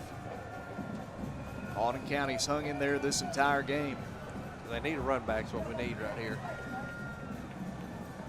Lewis to kick this one off. Back deep to return as J.P. Pruitt, the sophomore, took one to the 50 to open this game. Lewis checks to his left, looks to his right. One hand in the air, brings it down. Trots up and kicks this one downfield, left side, and it is going to hit and roll out of bounds, just shy of the pylon, and that's another penalty, and Paulding County will have it at the 35. So Douglas County's helping you out here. And what you feel good about is, you know, Paulding County has had some big hits, quick hits. Their receivers are able to get behind the defenders. 2 completions, one that wasn't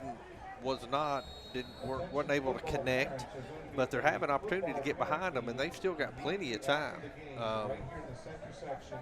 front of the press box.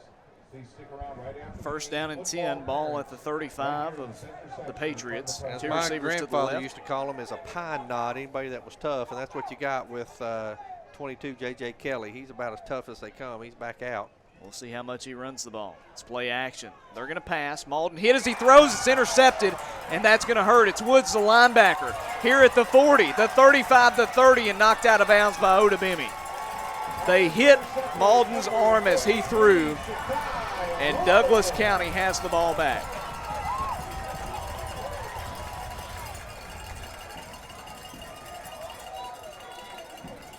Turnovers will absolutely kill you. And the second one of his that he just got hit and couldn't follow through, and it just floated it out there. Went right to Shikai Woods. All right, let's see what the defense has. If Paulding County's going to keep it a two-possession game here and keep any life of a comeback, they're going to have to get a stop. Morrell, the deep back here, had a 45-yard run a moment ago. It's 1st and 10 at the Paulding County 27-yard line. Two receivers, a tight end to the right, one man to the left. It's Morrell. Jukes at the line of scrimmage, still fighting for yardage. He's still on his feet at the 25 and caught from behind by Braden Scott, but not before he gains 6 yards. Another solid run. And we're going to see a big dose of Morrell, Douglas right now. They're going to try to eat the clock up and run. Charles will be mixed in there as well. But they've got to. Paulding County has to lock up. They have to make tackles. They can't give them second and third tries. 2nd down and 4 now. Keeper for Hardaway, right side. Good blocking. He cuts ahead inside the 15 down to the 14, and that's a 1st down. 7-yard pickup by the sophomore. By number 11,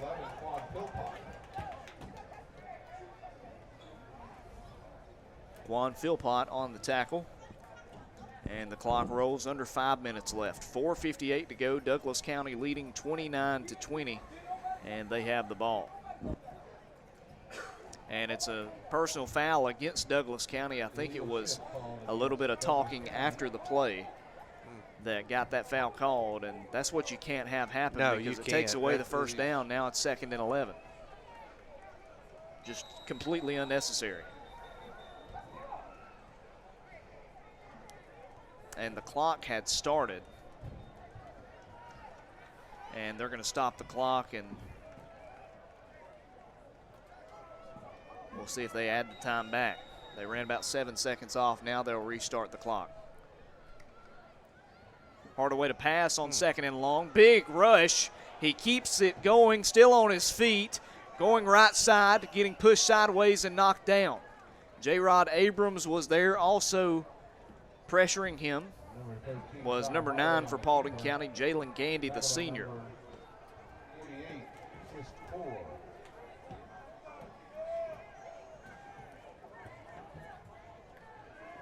Gains nothing there, and it's going to be 3rd down and 11. So a big play here for Paulding County's defense. We've seen them sack them already on 3rd down and long, force them out of field goal range. It'd be big if they could do it again. 4:05 to play in this one. 9-point deficit for Paulding County, 3rd down and 11. Needing a stop right here.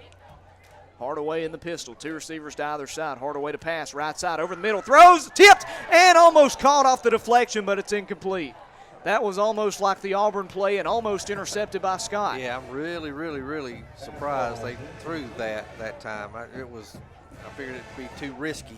It almost was, but brings up 4th down, seeing what they're doing. 4th and long, and I haven't seen Lewis come back out there yet. Might as well go for it if you're Douglas County. I don't think a 12-point difference does much for you compared to a 9-point difference. I think you're just trying to get the 1st down, burn some more clock. Two receivers to each side. Hardaway in the gun, running back beside him. He will pass. He's pressured. Spins around, coming near side. Still on his feet. He'll throw on the run. It's caught at the 20. And he is still in bounds. He's got the 1st down inside the 10. They give him the 1st down. I thought he stepped out after he caught it personally, but I guess not.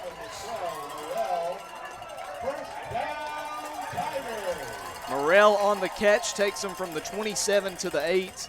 A 19-yard pickup, and that's going to do it. That's just about do it. We needed to stop right there. Morrell, the running back, was open in the flat. He slipped one tackle, stayed in bounds, got upfield, got the first down. And it's 1st and goal now for the Tigers at the 8-yard line. 3:39 left, 29-20. One receiver split out wide to the right. They're going to keep it on the ground. Cuts to the left, goes for the pylon. He's in. Douglas County scores, and that's going to just about do it. Odabimi comes up and gives him a pat. There's flag.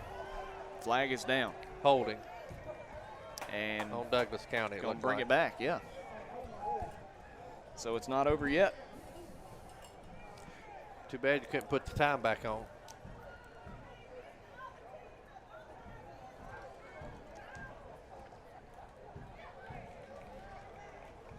Looked like it was a touchdown run for Morrell, and he had earned it, but yeah, a hold brings it back.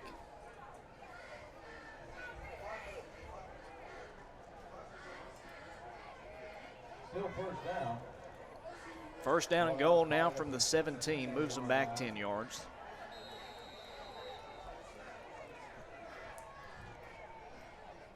One receiver to the right, one to the left, a tight end to the right, tight end to the left.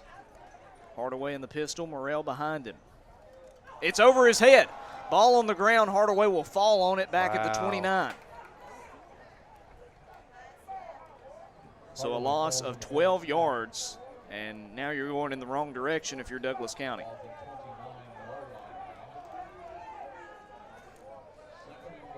Three minutes and 14 seconds left and ticking.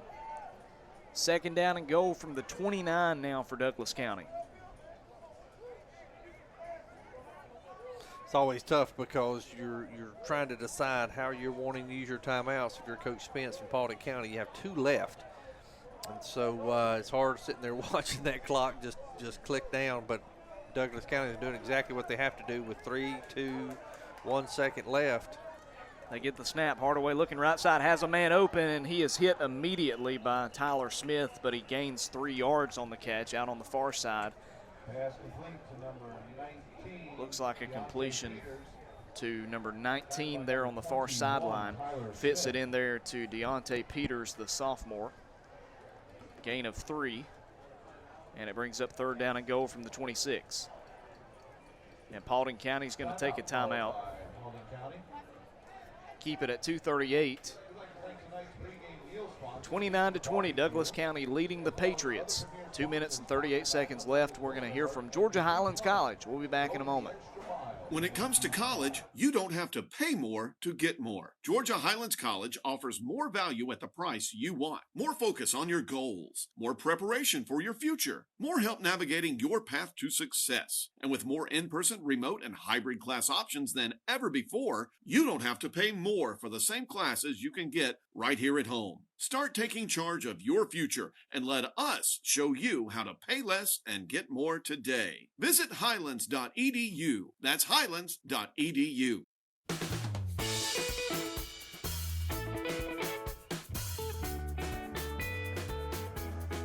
And welcome back. Logan Maddox and Steve Turrentine with you here on the Mountain Coast Network. 29-20, Douglas County leading Paulding County. 2 minutes and 38 seconds left in the fourth quarter. Douglas County has it third and goal from the 26-yard line after a few penalties. Hardaway gets the snap. It's a sweep left side. He has the edge. He's up to the 20. He's got all the room in the world up inside the 10 and brought down out of bounds. A very clutch tackle there by Riddick, but it's going to be fourth down, and we'll see if they go for it again. I would imagine they will. Another flag. And I did think that they had a hold on the edge. County again. It looked like they had a hold of J-Rod Abrams, and you see he's walking back to the huddle holding his own jersey.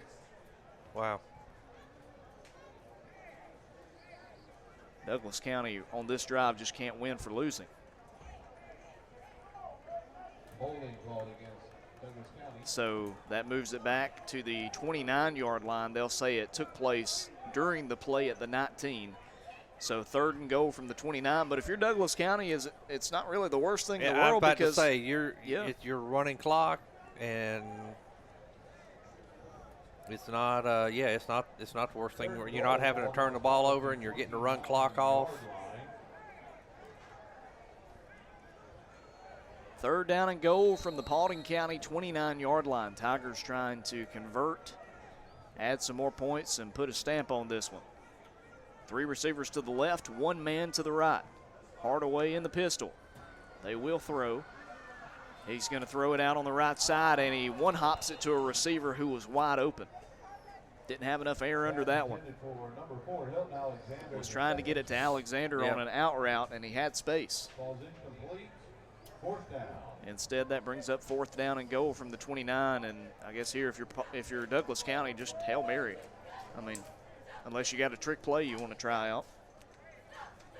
If with 2, you just need to. Even if you turn it over on downs right there, you're fine. I just don't.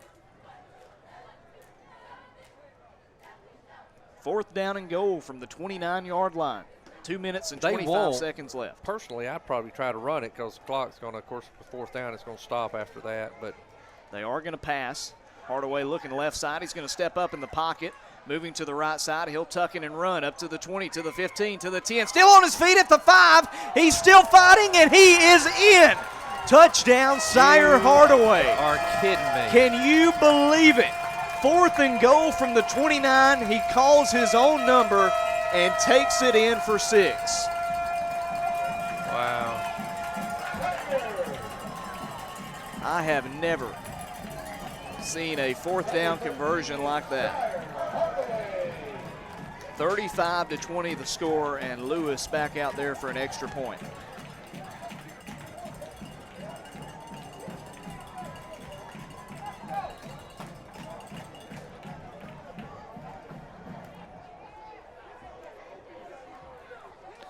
Lewis, a senior kicker. So his last 2 blocked. And we'll see if this one is as well.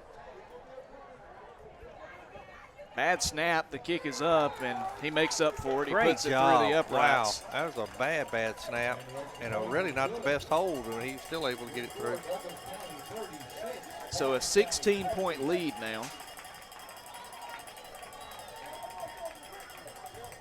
36-20 with 2:10 remaining.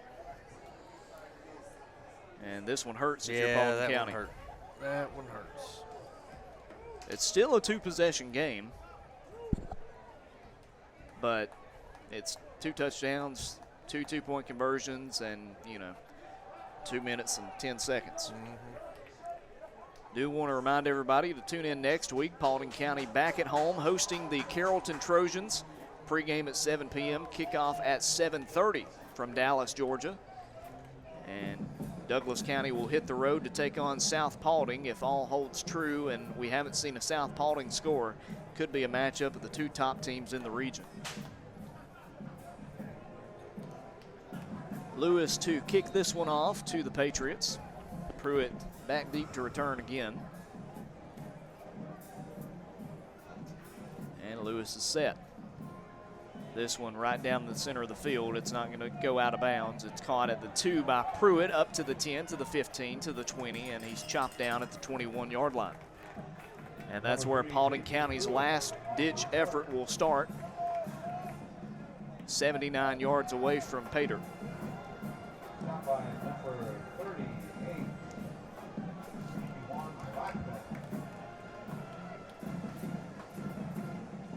Assuming that there is no last couple of minutes miracle here, Paulding County will fall to 2-3, 0-2 in region play, but they're going to look at this as a game that they should have won. They definitely could have won. You're exactly right. With the amount of turnovers that they have given up, this one hurts even more. 3 receivers to the right, 1 receiver out left. Malden in the pistol. We'll see if they can end it on a high note. Gets the snap. Looking right side. He's going to throw it for Sumlin. Sumlin catches it at the 28, and he's brought down there, but it gains quite a few yards. Down at the 29, so a gain of 8, and it's 2nd down and short. Stop by number 21, Richard Freeman. 2nd down and 2 now for the Patriot offense. Minute 34 to go. Malden will pass the screen on the left side for Chardavon. Chardavon upfield, got a first down to the 35, to the 40, to the 45, and out of bounds at the 46-yard line. Number 13, Francier Chardavon. 17-yard pickup on the pass to Chardavon, and it moves the chains. Goes out of bounds. It stops the clock with 1:25 left. 36-20, Douglas County on top, and they are going to win this game. Just depends by how many points. Two receivers on each side of the formation. Malden looking left side, throws, intercepted. Picked off, threw it right to the defender. Linebackers got it inside the 20, to the 15, to the 10, and caught from behind by Tyler Smith. That's the kind of exclamation point that the Tigers were wanting. I'm not sure what Malden saw or didn't saw there. He threw it right to him. He threw it right to the defender. It's just very strange. 4 interception night for Braden Malden, and one that he's going to want to forget.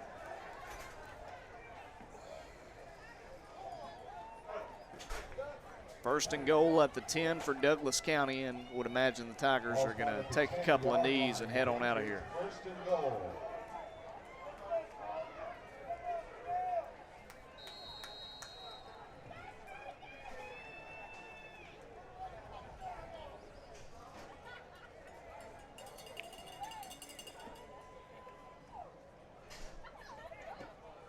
And we have heard that Carrollton beat South Paulding, so Douglas County is going to be alone atop the region standings tonight. Sweep left side for Hardaway, still fighting inside the 10 and knocked down. And that is not Hardaway, it's a different person in at quarterback. It's the backup. Actually, they just put Miles Oliver in at quarterback, and he gains 3 yards on a carry. And a player is down for Paulding County after attempting to tackle him. Ball spotted at the 7-yard line, second and goal. Not sure who it is, but he is not able to get up. It's the defensive back on the Yeah, he near made side. the play. I bet he's hurt his shoulder, possibly, because he hit him pretty good with his shoulder.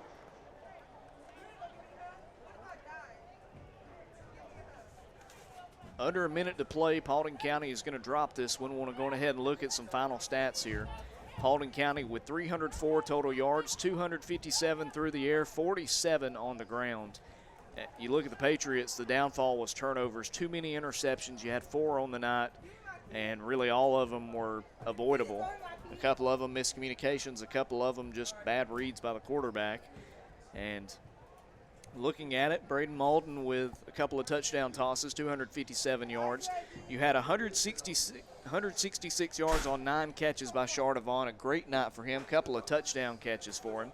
40 yards on 6 catches by Khalil Jones, 27 yards on 3 grabs by Timmy Odebimi, 17 yards on 3 catches by Frederick Sumlin, and a 7-yard reception by Tyler Smith. It's Van Dyke, looks like. Yeah. Well, maybe not. I thought it said 28. Nope, 29. And that was Jamar Jenkins, yeah.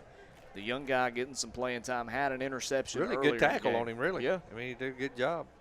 Brought him down If he low. hadn't, it would have been another touchdown. You're right. Looking at the rushing stats for Paulding County, 44 yards on 9 carries for J.J. Kelly. You had 15 yards on 2 carries by Mason Hamilton.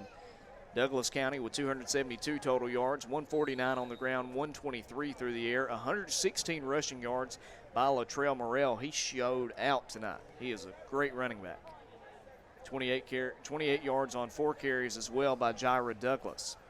Hardaway's back out, and so is Charles. Looks like a slot. Yeah, Douglas County's just going to kneel this one out. Yeah, I would think so, because you've got your defender. They've got a man way back at the 30. Yeah, Douglas. Yeah. Douglas is back just in case. They get the snap, take a knee. They've got to do it no more times. That's it. That's the ball game. Paulding County drops this one 36-20 at Douglas County. They fall to 2-3 on the year, 0-2 in region play. Douglas County stays undefeated. The Tigers 6-0 now and 3-0 in region play. The only remaining undefeated team in the region, as Carrollton knocked off South Paulding tonight.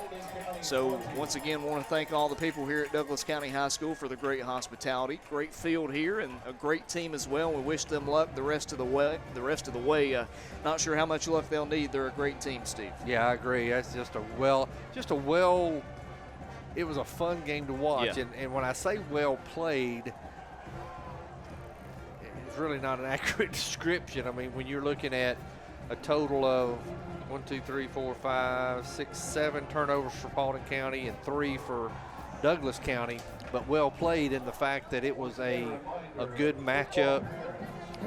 Other than the turnovers, it was just, when you had good big plays on both sides, but just too much to handle. Douglas County just had way too much to handle there as it got towards the end. Paulding County back at home next week. They will host Carrollton. And if you can't make it out, you can listen to it right here on the Mountain Coast Network. Pregame will start at 7 o'clock, kickoff at 7:30 from beautiful Dave Hardin Stadium in Dallas, Georgia. We hope to see you there. If you're able to go on out, make sure to swing by the press box. Come say hey to us. But if you're not able to come on out, make sure to tune in to us here on the MCN, the Mountain Coast Network. For Steve Turrentine, I'm Logan Maddox. Thanks so much for tuning in. Your final score, Paulding County 20, Douglas County 36.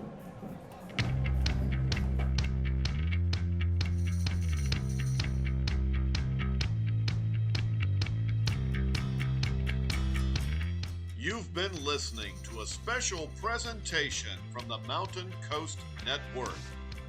Paulding County High School football game coverage on MCN has been presented by Georgia Highlands College and in part by Floyd Physical Therapy and Rehab, Logical Systems, your East Rome and Armuchee McDonald's, First Bank Mortgage, Georgia Northwestern Technical College, Georgia Power, and Automax. Thank you for listening, and please support our sponsors. Follow MCN on Twitter at MTN Coast Network and on the World Wide Web at mountaincoastnetwork.com. Paulding County Patriot Football has been brought to you on Mixlr.com by Georgia Highlands College and the Mountain Coast Network.